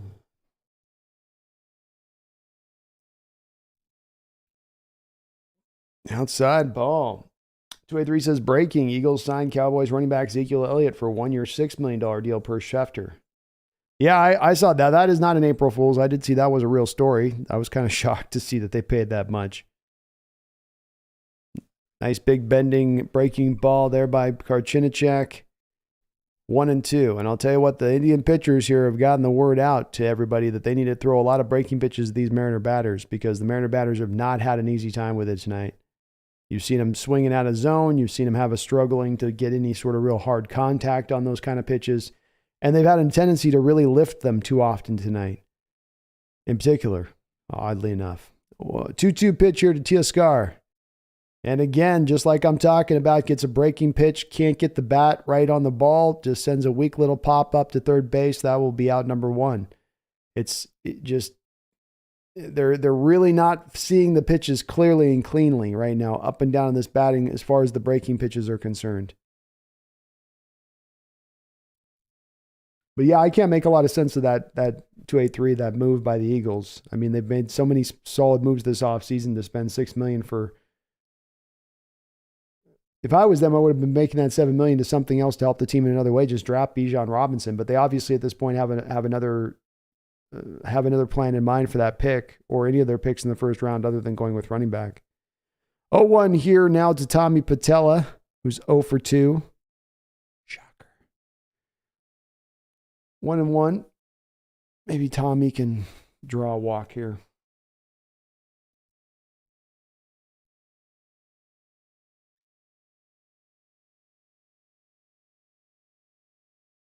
Tommy fouls back, 1-2. Nitro Hawks is top 3 most overrated movies of all time. Great question. Great question. Let me think about it. Let me contemplate it. What's an overrated movie?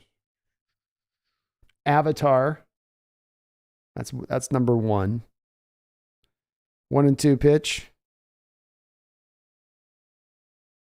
I'm going to give Cameron a couple of them. I'm going to say Avatar, Titanic. 2-2 pitch here to Tommy Patella. I like Cameron, by the way, but those 2 movies are wildly overrated. Patella hits this one foul. Another one. This is an overrated film.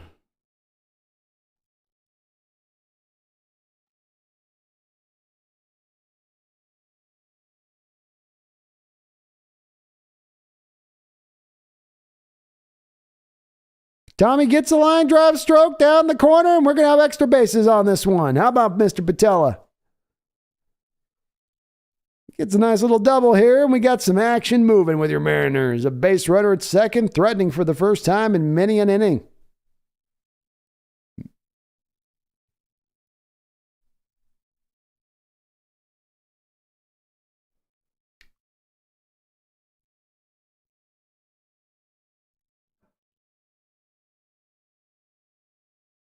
Nicely done.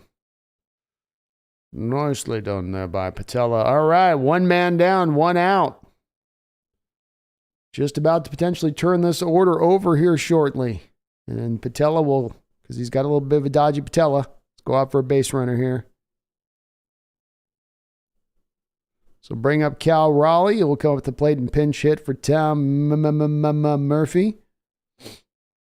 I'm thinking of the third movie, by the way. So Sachin absolutely overpaid for Elliott. I don't think he's worth $3 million a year right now. I don't know what they were doing there with that. I really don't. It's not like they've got any issues with the short yardage game, because they got Hurts and they got that whole quarterback keeper play that's unstoppable. And the NFL's not going to outlaw it, I guess. So we're going to see it again next year all over the place. 1 man down, Cal Raleigh, a man of many heroics last year, including the man that shot the Mariners into the playoffs with a huge home run.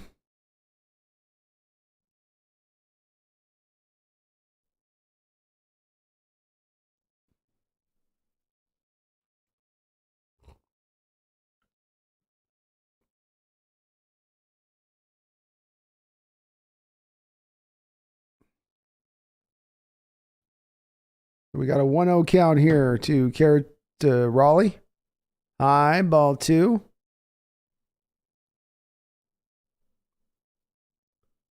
Wu-Tang Tommy Kneecap's coming up big. I got to stop giving him so much crap if he's going to hit like that. Cal's got a hitter's count here now with Kinjerichak. Oh, he got a pitch he could hit. 96 miles an hour right down Main Street. Middle of the plate, belt high. Just swung through it. But Cal had his pitch right there. 2-1. And it was a home run swing. Kinjerichak with the wind. Another fastball, a little bit more inside, upper middle part of the plate. Foul back, 2-2. It's giving him a couple pitches he could work with here. Boy, the Mariners just cannot get on top of the pitches tonight. Everything is at the bottom of the bat to the top of the ball. You know, it's got that trajectory of just being pulled up. Like they're yanking everything up into the air. 2-2 here to Cal. Runner on second, one man down. Mariners down 2-0. Foul back again, staying alive. Megasa, Interstellar, John Wick, Titanic. Interstellar's on that list for me too. It's kind of one of your more sanitized Chris Nolan movies. And I like Nolan movies for the most part, but that one's definitely take it or leave it on that one. 2-2 here to Cal. Oh, God. He got a fastball down the middle, and just did not swing at it. Must have been looking for a breaking ball. They don't get any meatier or chunkier than that pitch right there. And just can't get... rough night for the offense, folks. I mean, that's the kind of hit that Cal Raleigh, throughout the course of this year, is going to hammer into the seats.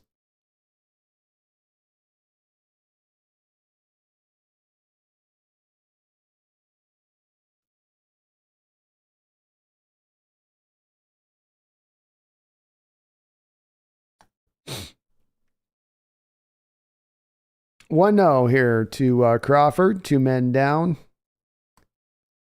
Bounces the ball at the plate. 2-0. Megan says, yes, and yes, B, I've never seen Titanic because I know how it ended. I'm not wasting 3 hours of my life for it. It would be a waste. So many cool stories they could have done with that Titanic story with it, and we'll do a love story around it. It's like, it's kind of like the most boring way of choice from a, Hi. Crawford's got the count 3-0 here.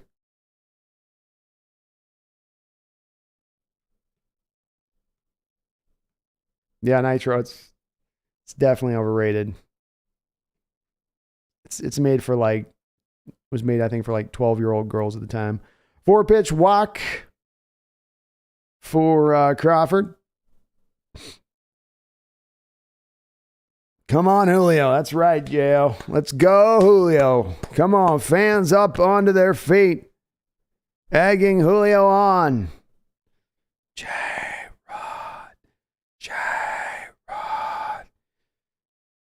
The electricity sparks alive in the stadium as the fans realize the Mariners, with one stroke, could find themselves in a commanding lead, taking this game over. Ripping victory from the jaws of defeat. Julio 2 for 3 today with 2 singles, a stolen base. Coming off a game last night with 2 doubles. Kinjerichak bobs the ball around in his hand, nervously blows on his hand. You know he's not feeling comfortable in this moment. Julio steps up to the plate. The fans in the stadium are up. Things just got a little more electric. First pitch, runners on first and second. Breaking ball, strike, middle of the plate. I'll tell you this much, Kinjerichak's hitting the zone, but he's getting a lot of the plate with these pitches. We saw Raleigh not able to take advantage. It's a little bit different, though, than Savali starting out, where he was putting some of these pitches at. Ooh, looked a little high there on that one, but they get the call of strike. 0-2 quickly here to Julio.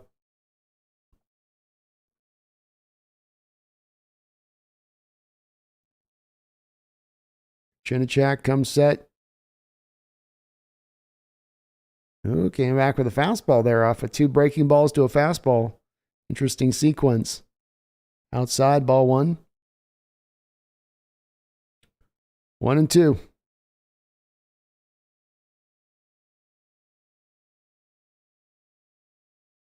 Chinachak comes set.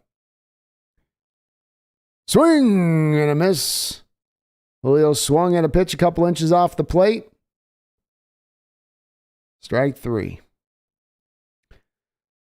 Hooey.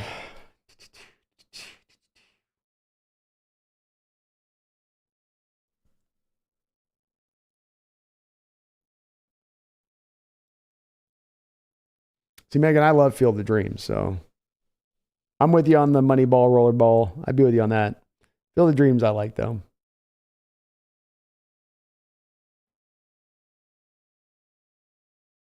D-Boy, 5 of the best sports movies ever made. Oh, my goodness. That's a tough one, too.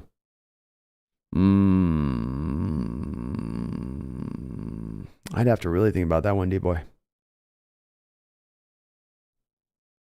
I probably need some help with the chat on that one. Bull Durham would be on there.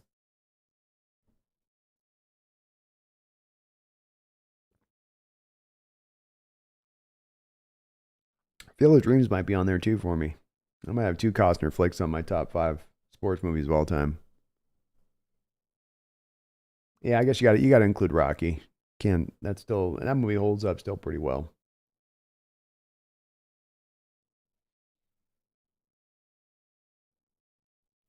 Oh, Bull Durham's awesome, Megan.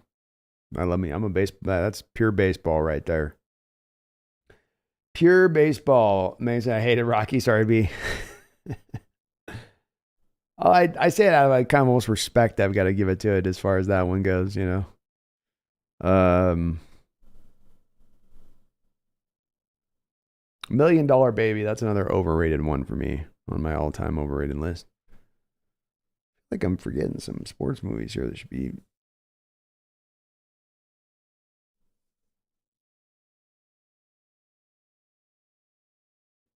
Spacing. I think 90% of women just hate Rocky.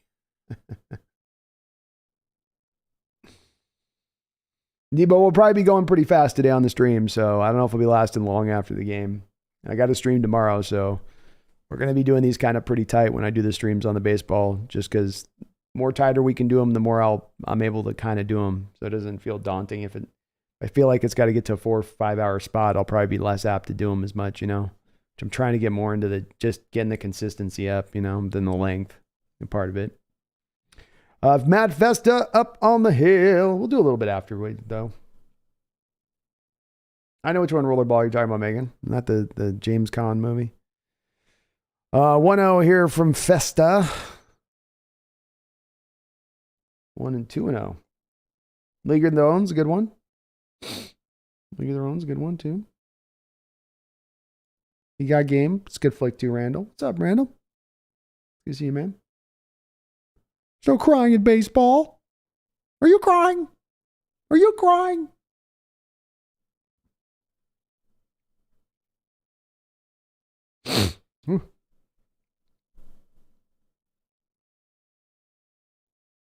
Sandlot's a good one. Remember the Titans is a pretty good one, too. 3-1 pitch here from Festa. Hopefully he can keep from letting the opening runner on here. And he cannot. Walks him. Dodgeball's a good one. Blindside's good. Yeah, it's a good movie.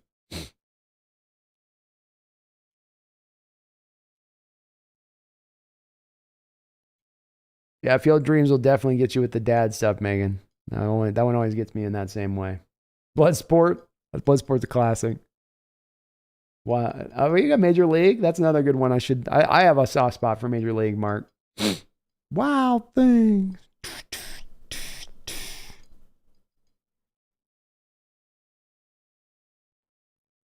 All right, we got a runner on first. Nobody out. Top of the 9th. Mariners down 2-0. Vesta struggling to find the strike zone here. Quickly going 1-0 to Naylor, who's already got a home run in this game. Megan, Raging Bull's a good one. It's another great movie. Never quite get to the place. Like I could watch it and acknowledge, like, yes, that's a very masterfully made movie. I never quite get to the spot where I can fall in love with a movie like some can. I love your guys' suggestion. Rudy, beautiful. Yeah, Rudy's an awesome movie. That makes you, Rudy's the kind of movie that makes you want to strap a helmet on and get out on the field and go hit somebody. Like it just does. Like that's definitely an inspiring tale. And Festa continues to struggle to find his spots here, going 2-0. Already a runner on first, nobody out. Trouble. Tin Cup. Tin Cup's a good one. It's been a while since I've seen Tin Cup. I need to go back and watch that one though. That's another really well made movie. Funny movie. And captured the sport really well. Naylor's going to go 3-0 here now with Matt Festa, and already nobody out. Festa walked the first guy. Get the zone, kid. Come on. These relievers come in and they just start dancing around on the edges of the zone like he's wildly missing. Just pump it in. Make him beat you with the bat off. Come on, Matt. There we go. Pearl Harbor is bad. It's hard to call that one overrated, though, because it's just a bad movie nobody liked. I haven't heard anybody say that, like, Pearl Harbor, that was where it was at. Michael Bay's best movie.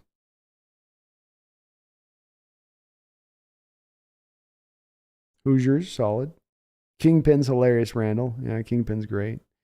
Naylor gets this pitch, and he strikes it hard out into right. Teoscar Hernandez is up on his horse and makes the catch. Looked like trouble, but Teoscar had it all the way. He's flashed the glove a couple times the last few nights. Flashed it here again as Naylor put a great stroke on this ball. Looked like trouble off the bat. Teoscar able to track it down, though. Show off some of that speed. A little bit of hops, too. Got a little bit of hops there with it. Happy Gilmore. Yeah, that's another good one. Too many good ones to say the top 5 all time. I'd be leaving something off I wouldn't want to leave off. I don't think I've ever seen Slapshot, Wu-Tang. It's one I got to probably eventually check out. Well, Festa seemed to get a little bit of life after that. Now coming back 0-1 here on Gonzalez. At the plate. Gonzalez 0 for 3 today. Swinging slider, ball 1.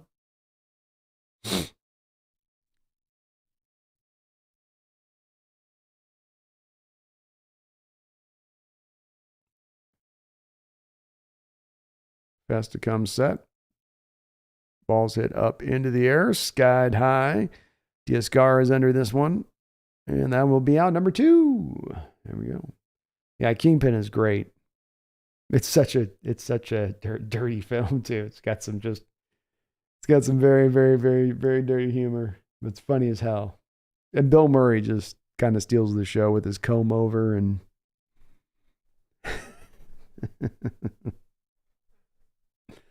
Color Money's a good one. It's a good one. Newman and Cruz. Good chemistry between those two. 2 outs now. Up high. Ball 1 here to Jimenez. Jimenez with a home run in this game as well.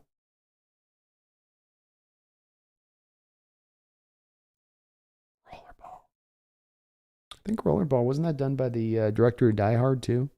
Wasn't that the guy that did Rollerball? Or was Ridley Scott, one of the two? Don't Munson it up. Yeah.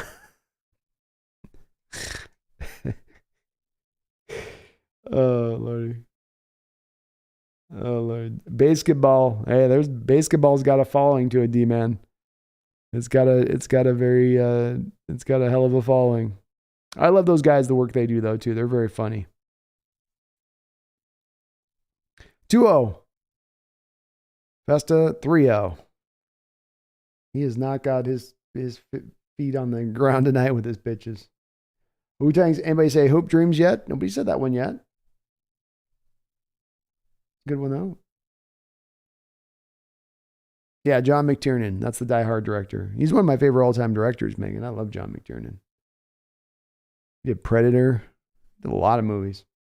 The Hunt for Red October.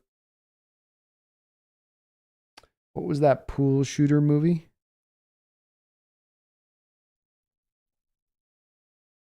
Pool shooter movie.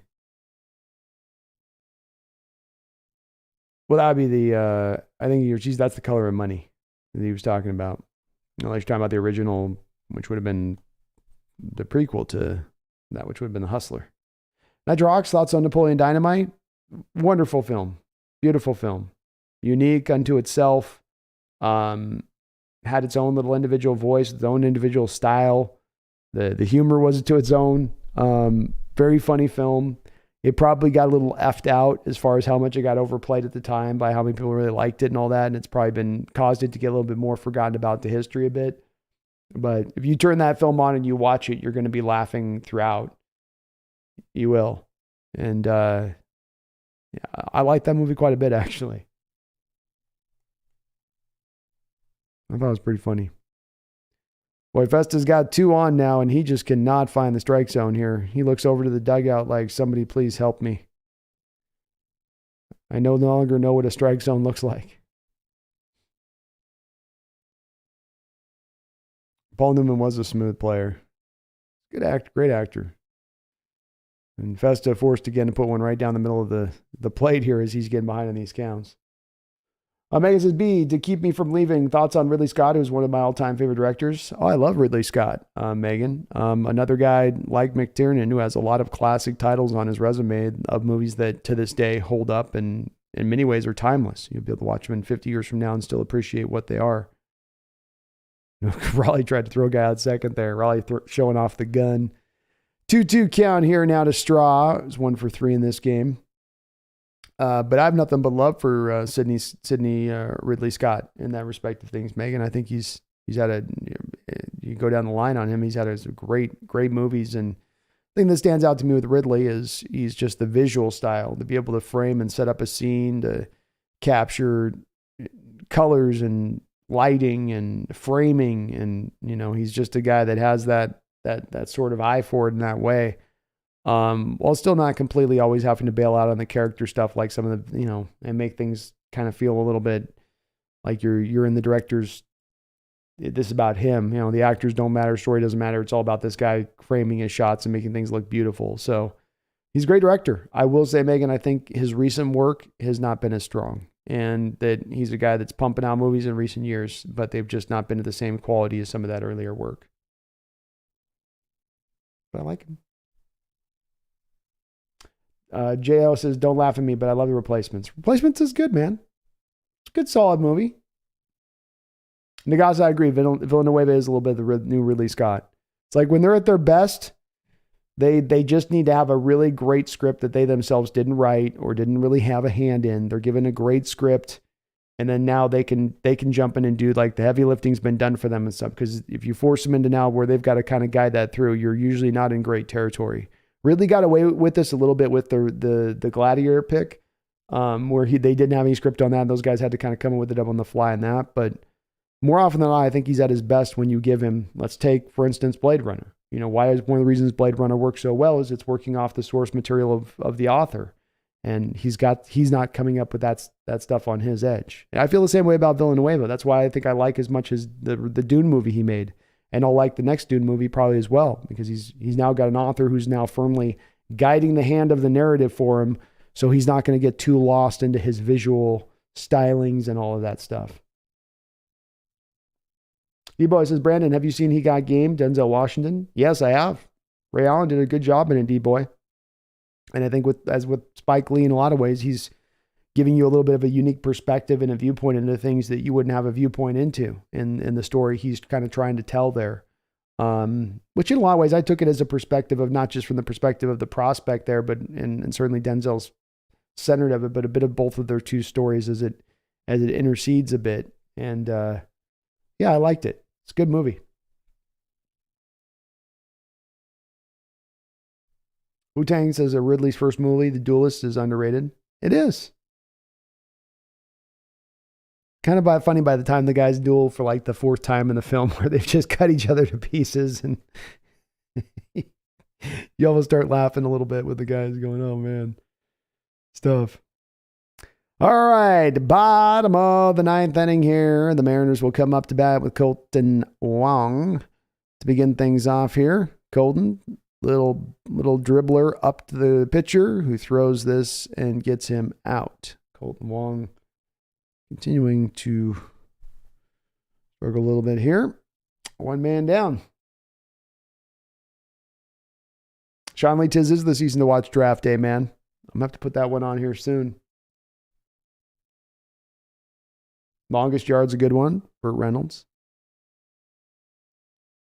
Another good movie. Another one that holds up, too. I know that Apple Macintosh ad you talk about, Megan, and that's a classic. He won an award for that. But it does show off him at his visual best, too. Where you get you want to know what Ridley Scott's about, watch this. This will give you that feel for it. And nobody's got a style like Ridley. Like, people are kind of able to copy Scorsese and use his flourishes. Like, nobody can really copy Ridley Scott. 0-2 here to tie France after one down. Batted on the ground. Lazy grounder out there to third. Picked up. Thrown across. Out. Mariners were down to their last out of the game. People, yeah, Happy Gilmore counts. Wong can go to AAA. Yeah, I think he can. Megan says that was the out I fell in love with Ridley before I saw Alien, which I adore. Alien's a great film. Classic film. And yeah, when you have those guys, those kind of singular visual styles, you know it. When somebody's got his own little way of looking and viewing things. All right, Eugenio Suarez up with an 0-1 count here. Swing and a miss, 0-2. Hey, Eugenio 0 for 3 in this game. A ground out and 2 strikeouts already, and he's flirting with another one here. He's flirtatiously blowing on the neck of another strikeout.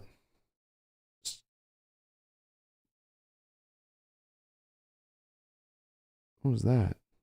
Oh, I thought he had a... He's giving 3 pitches there? Oh, it was ball on the first one. I thought they called that strike on the first one. Strike 3, caught looking, and that will be the end of the game.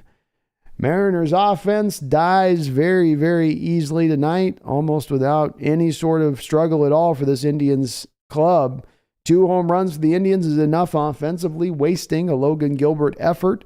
And so I'm only give up 1 run. But nonetheless, is kind of what it is on this one. You just had sort of a night of not awesomeness tonight. Tough. Tough.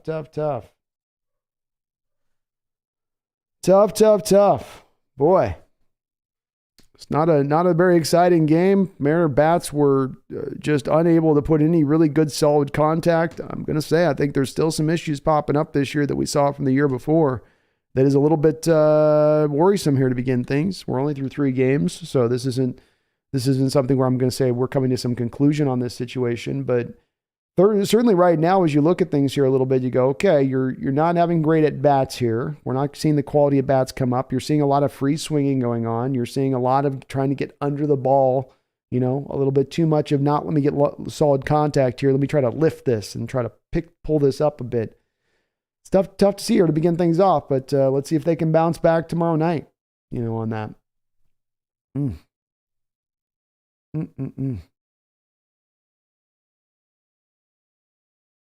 Joke is why the Mariners start slow in April. I'm going to blame the cold weather.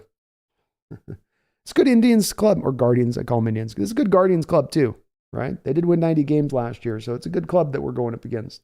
All the same, the 2 starting pitchers you've got in the last couple of nights, feels like you should have been able to take a little bit more advantage of that.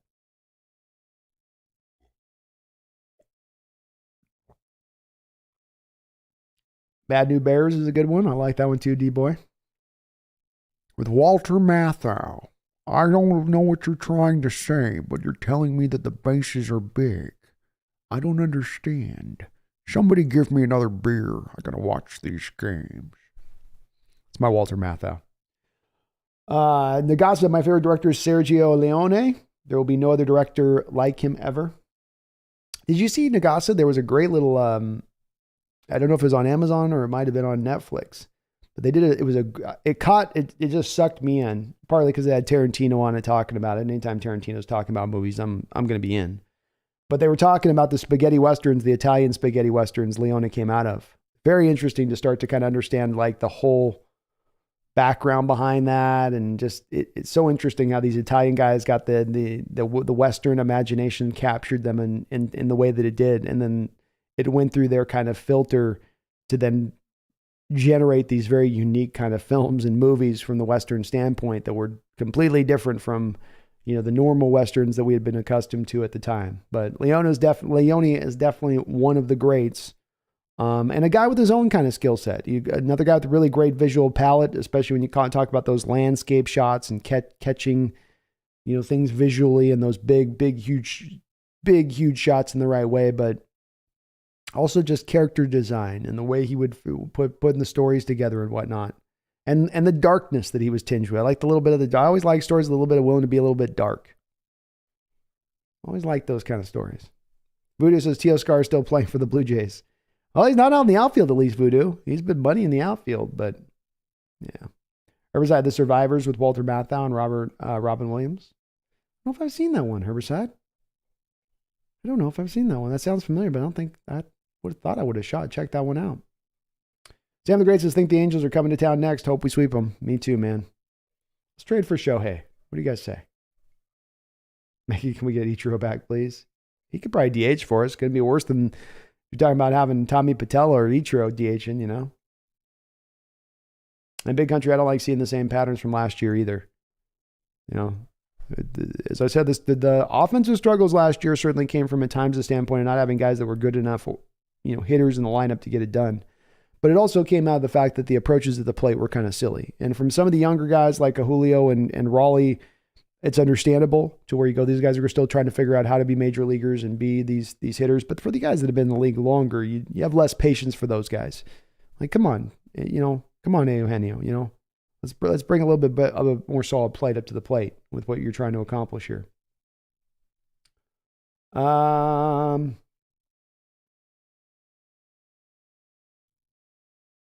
I think we've gotten the 10, D-Boy. I think the ones that have all been mentioned would be my 10. I wouldn't have any new ones, I don't think, on top of that. Megan, Mary Kona's music for Spaghetti Western's epic. Good, Bad, Ugly. Theme song epic. It is an epic. I love it. Love it. Joka is our batting coach. No, I think this is more player responsibility you got to take on here.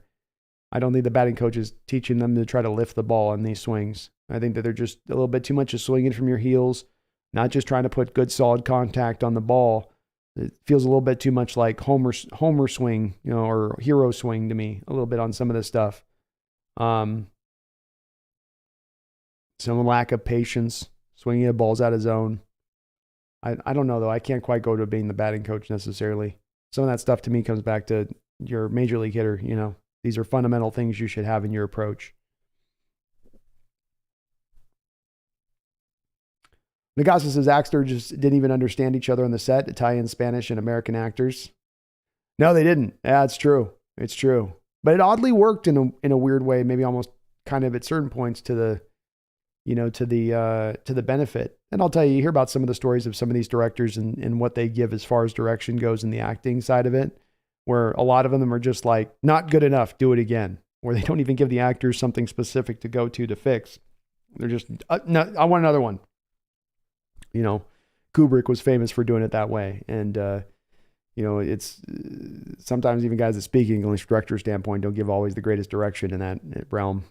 I mean, you got a guy like Eastwood, of course. What are you going to, look tough? Why'd you do that? Above the Rim, Any Given Sunday. Those are good. I don't know if either of those get in my top 10. I think the Durhams and the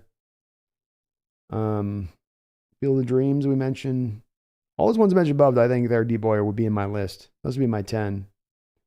Can't think of any other ones that we missed, though. Joker says, it can be true a player problem, but it's been happening for a while. I think it's a bit of a both coach and players.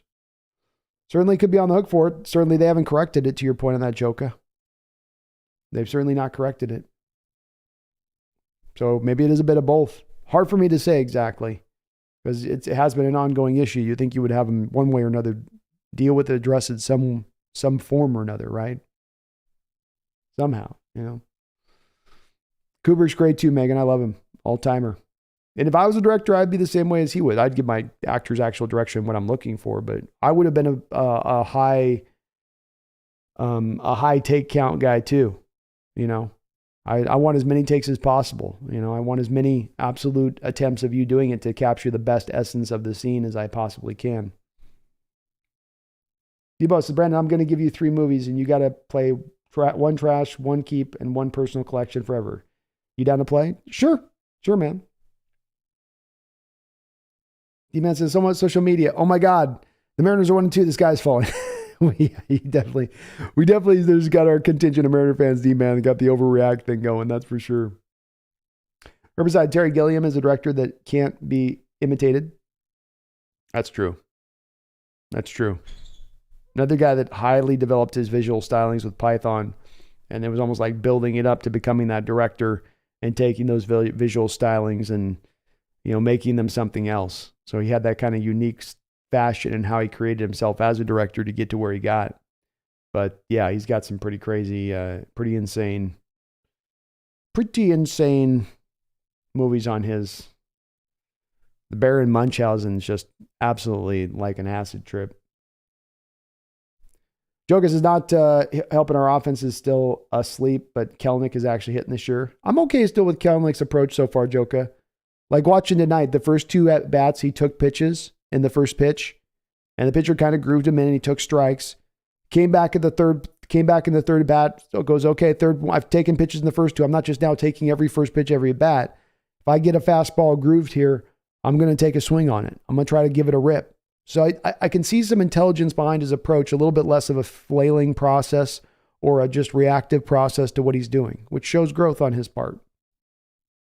Sean says, love Charles Bronson and Once Upon a Time in the West, Sergio Leone, I believe. That is indeed Sergio Leone. One of the great opening scenes there where Bronson's getting off the train and there's those gunmen that are all staring him down from 3 different sides. Herbicide Brazil is awesome. One of Gilliam's I struggle with, Herbicide. I do like all the rest of his stuff, but that's the one that as a kid I watched and I was like, what the hell is this? I mean, I got to go back and watch it. It's been years since I've seen it. Fisher King's great. Jokic's definitely flexing time at this point with Robbie Ray out. Yeah. That's why you got him here. You knew you were going to need him to come in for somebody on the staff at some point. Hopefully this is the only time we have to call upon him this year, but it's probably not going to be so. Yeah, Sam the Gray, I think Kelnick looks better. He just looks more just calmer at the plate than he's had in recent past, where he's felt more like he's white knuckling it and, you know, his hands are gripping the bat as hard as he can. You know, it's a little more relaxed. Megan, how do you struggle with Brazil B? I just didn't quite get it. Just a little bit too much. Just a little bit too much just out there. And he's out there naturally. It just felt like, to me, Gilliam turned up to 10. Fear and Loathing, Time Bandits. Time Bandits is a good one. I like all of his other stuff. That one's just the one that I've struggled with. Maybe I need to go back and watch it. Sam the Great says, Kelnick was swinging at ugly breaking balls last year. Laughed my ass off. Yes, he was. And he's been able to hold off on those so far this year. Agasa says, Cheyenne is the best character ever from Once Upon a Time. I'm about due to have to go back and watch that one. It's an investment, that movie, though. I think you're in for like 3.5 hours, right? You sit down to watch that one.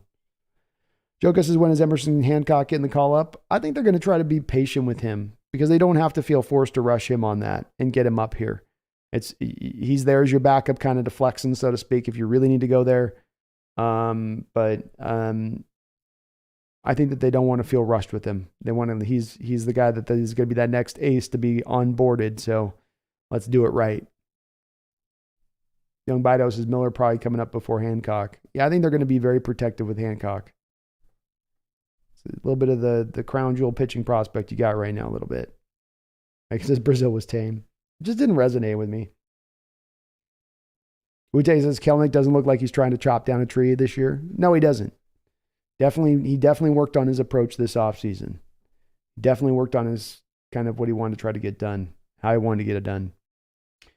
All right. Well, folks, D-Boy, definitely get that deal in if you got that question on it, because I'm going to kind of get a wrap up on this. Again, I just want to make these streams go pretty quick, so you guys are going to find when we get to the end of the games on this that unless there's a lot to really unpack in a given game, I'm just going to kind of want to try to make these go fast, because the point on this is, of course, to get us back to a spot where we can do more streams. So understanding going a little bit shorter, a little bit less long, it's in the name of going on more streams on both of the two channels and being able to do that stuff consistently. Debo says, Scarface, Goodfellas, Die Hard. Oh, Lordy. What was my, let me make sure I got your question on that right. With the trash, keep, or personal collection. I don't have as much of the fondness for the rewatchability of Scarface as some do. So I would trash that one. I would keep Goodfellas, and Die Hard would go into my personal collection and be one of my Christmas movies every year. I would always watch it every Christmas. But, you could make the argument those other two films are more well-made films, and Goodfellas is absolute classic, but Goodfellas is also kind of a painful movie about watching, not always the greatest of saying. It's like, it ain't uplifting film there, right? If I'm going to rewatch it over and over again, it's going to, I go to Goodfellas every few years, maybe, I might watch Die Hard once a year. The guys, it's a shame spaghetti westerns died with Leone. They did, yeah. It is too. It's weird too, Nagas, because there was other directors who were doing it, but yeah, it did seem to came to a dead standstill at that point. And maybe when he did it, maybe that's a little bit of the downside of having a guy like Leone do it, is when he sets the model and the standard, nobody else can come close to it. It all looks like cheap knockoffs. Nobody else can get it done. I agree, Sam the Great. Let the rotation grow. Don't rush out Hancock here. Flexing's fine enough for what we need. Megan would go Scarface, personal collection, trash Die Hard, keep Goodfellas. Understandable. Young Bido Game, thanks. Brando, thanks for this. We got to spread the word on the Dope Mariners hangout during games. Hell yeah, guys, do spread the word. Let's get some subscribers going more on this. So if you got friends looking for places on this, let them know. I'll be, the goal is this year to get 80 games. I'm going to try to even surpass that, but we got 2 knocked out already. So we're rolling. Nagasi, have yourself a good night, man. Debo says, okay, I'll have some ones for you on the next stream. I don't want to keep you over tonight, man. I appreciate you understanding, D-Boy. And I promise, man, it'll be on the bonus side on this is I'll be doing more streams. So we'll definitely, but it's just that I've been kind of doing tests lately. I've been able to find if I do 2, 3, 4 hour stream, I'm good the next day. I can bounce back quicker. But when I get to that 5, 6, 4, I'm done. The brain's done the next day. And I got to stream tomorrow for the football channel, because I know folks are going to want to talk about the Ryan Neal news and the Anthony Richardson rumors and all that good stuff. 2 of 80. That's right, D-Boy. Joker says, hopefully this offense wakes up tomorrow. I don't know. They need to apply a little bit better of approach if that's going to happen, but hopefully so. Joker says, we're going to break you to 1,000 subs before the All-Star break. I love it, Joker. Let's go. Let's go. I'd put a big smile on my face, man. So I'd love to see it. AJ says, guys, remember to not let a ball club ruin your Saturday night. No, not at all, AJ. I think everybody understands. It's the nice part about baseball is 162 games. It's a long, long season. We saw this last year where a lot of Mariner fans were jumping off after the first month of the season, weren't they? They go, no, same old Mariners. But look, this is baseball. Ebb and flow, long season, marathon. We just got to give it time, let this thing develop. Let's see where it goes. Our base fundamentals are great. We've got one of the best starting rotations, which over the first 3 games has proven out to be true. You've got one of the best defenses in baseball, which absent a couple of blunders in last night's game has proven out to be true. Just got to get the bats a little bit more heated up. Sean Lee says, see you on the next one. Sounds good, Sean. See you tomorrow, Megan. Space is AR at 5. Mark my words. There we go, Space. Could be. I got a video I'm going to be doing on AR about us potentially drafting at 5. So I'm working on that one in the background, Space, which I'll have hopefully out this week at some point. But I'm also working on a video tonight, which will be about us not trading up to take AR at 3. So a little bit of both. Spaces, Gino's gone after next year. Jamal too. Uncle told me. Oh, okay. Is that some insider info there, Space? It's possible. It's possible, man. Oh, the kitty's definitely getting in. You stream long enough. AJ says, at least we know Tino still likes us. That's good to hear. Go Tino. Guardians are a good team, Sam. 90 wins last year, so it's a legit team. No doubt about it. Come on, kitty. I know. I know. Megan, I'll let you know about the clip thing. I've been meaning to get back to you on that. I just got deluged a little bit with some work, so I had to deal with that a little bit. But Cool Space, I will remember. If your Anthony Richardson prediction comes true, I will remember for sure. And thank you, D-Boy, for reminding me. Please do hit that like button and subscribe if you guys aren't already. Y2K, I just worked 21 days straight, mucho side work. Came home, missed out on most of the game. What I missed, seems like Logan did great. He was locked in, striking guys out. A little bit of a feel-through process early on, but he found his way. The offense is completely quiet right now, Y2K. They're just completely just quiet. There's not a lot to speak of with the bats outside of Julio. Everybody else seems to be kind of just trying to find themselves early on here. So pitching was great today. Defense was fine. Teoscar made a play in the outfield, but not much to speak of beyond that, man. Some bad at-bats today. Joker, when is AJ Polak going to make his first appearance? Not sure. Probably when we have a left-handed starting pitcher go up against us, I'd say. Right? You got him for the splits on that, didn't we, Joker? If I'm remembering him right. You got him to platoon out when there's just a certain pitcher up on the hill.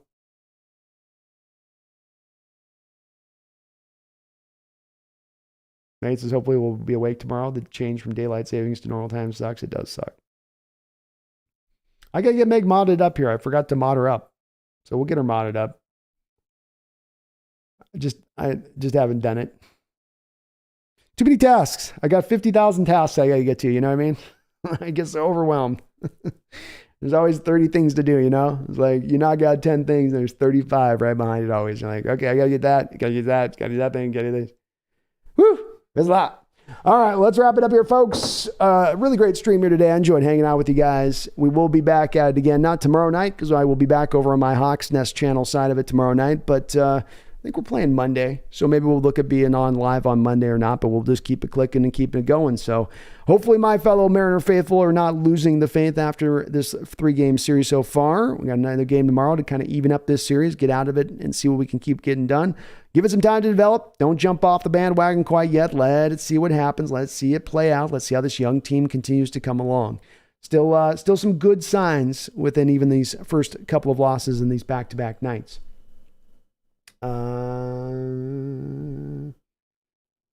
Appreciate you, Debo, Megan, Space. You guys have yourself a great night. Sam the Great, you as well.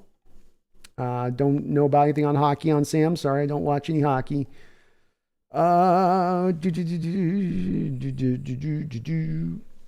Cool. All right. Well, let's wrap it up with that, Big Country. You have a good one as well. Keep the faith, my fellow brothers and sisters. Our Mariners will bounce back. The season is still one that might have that I think is going to have some magic in it at one point or another.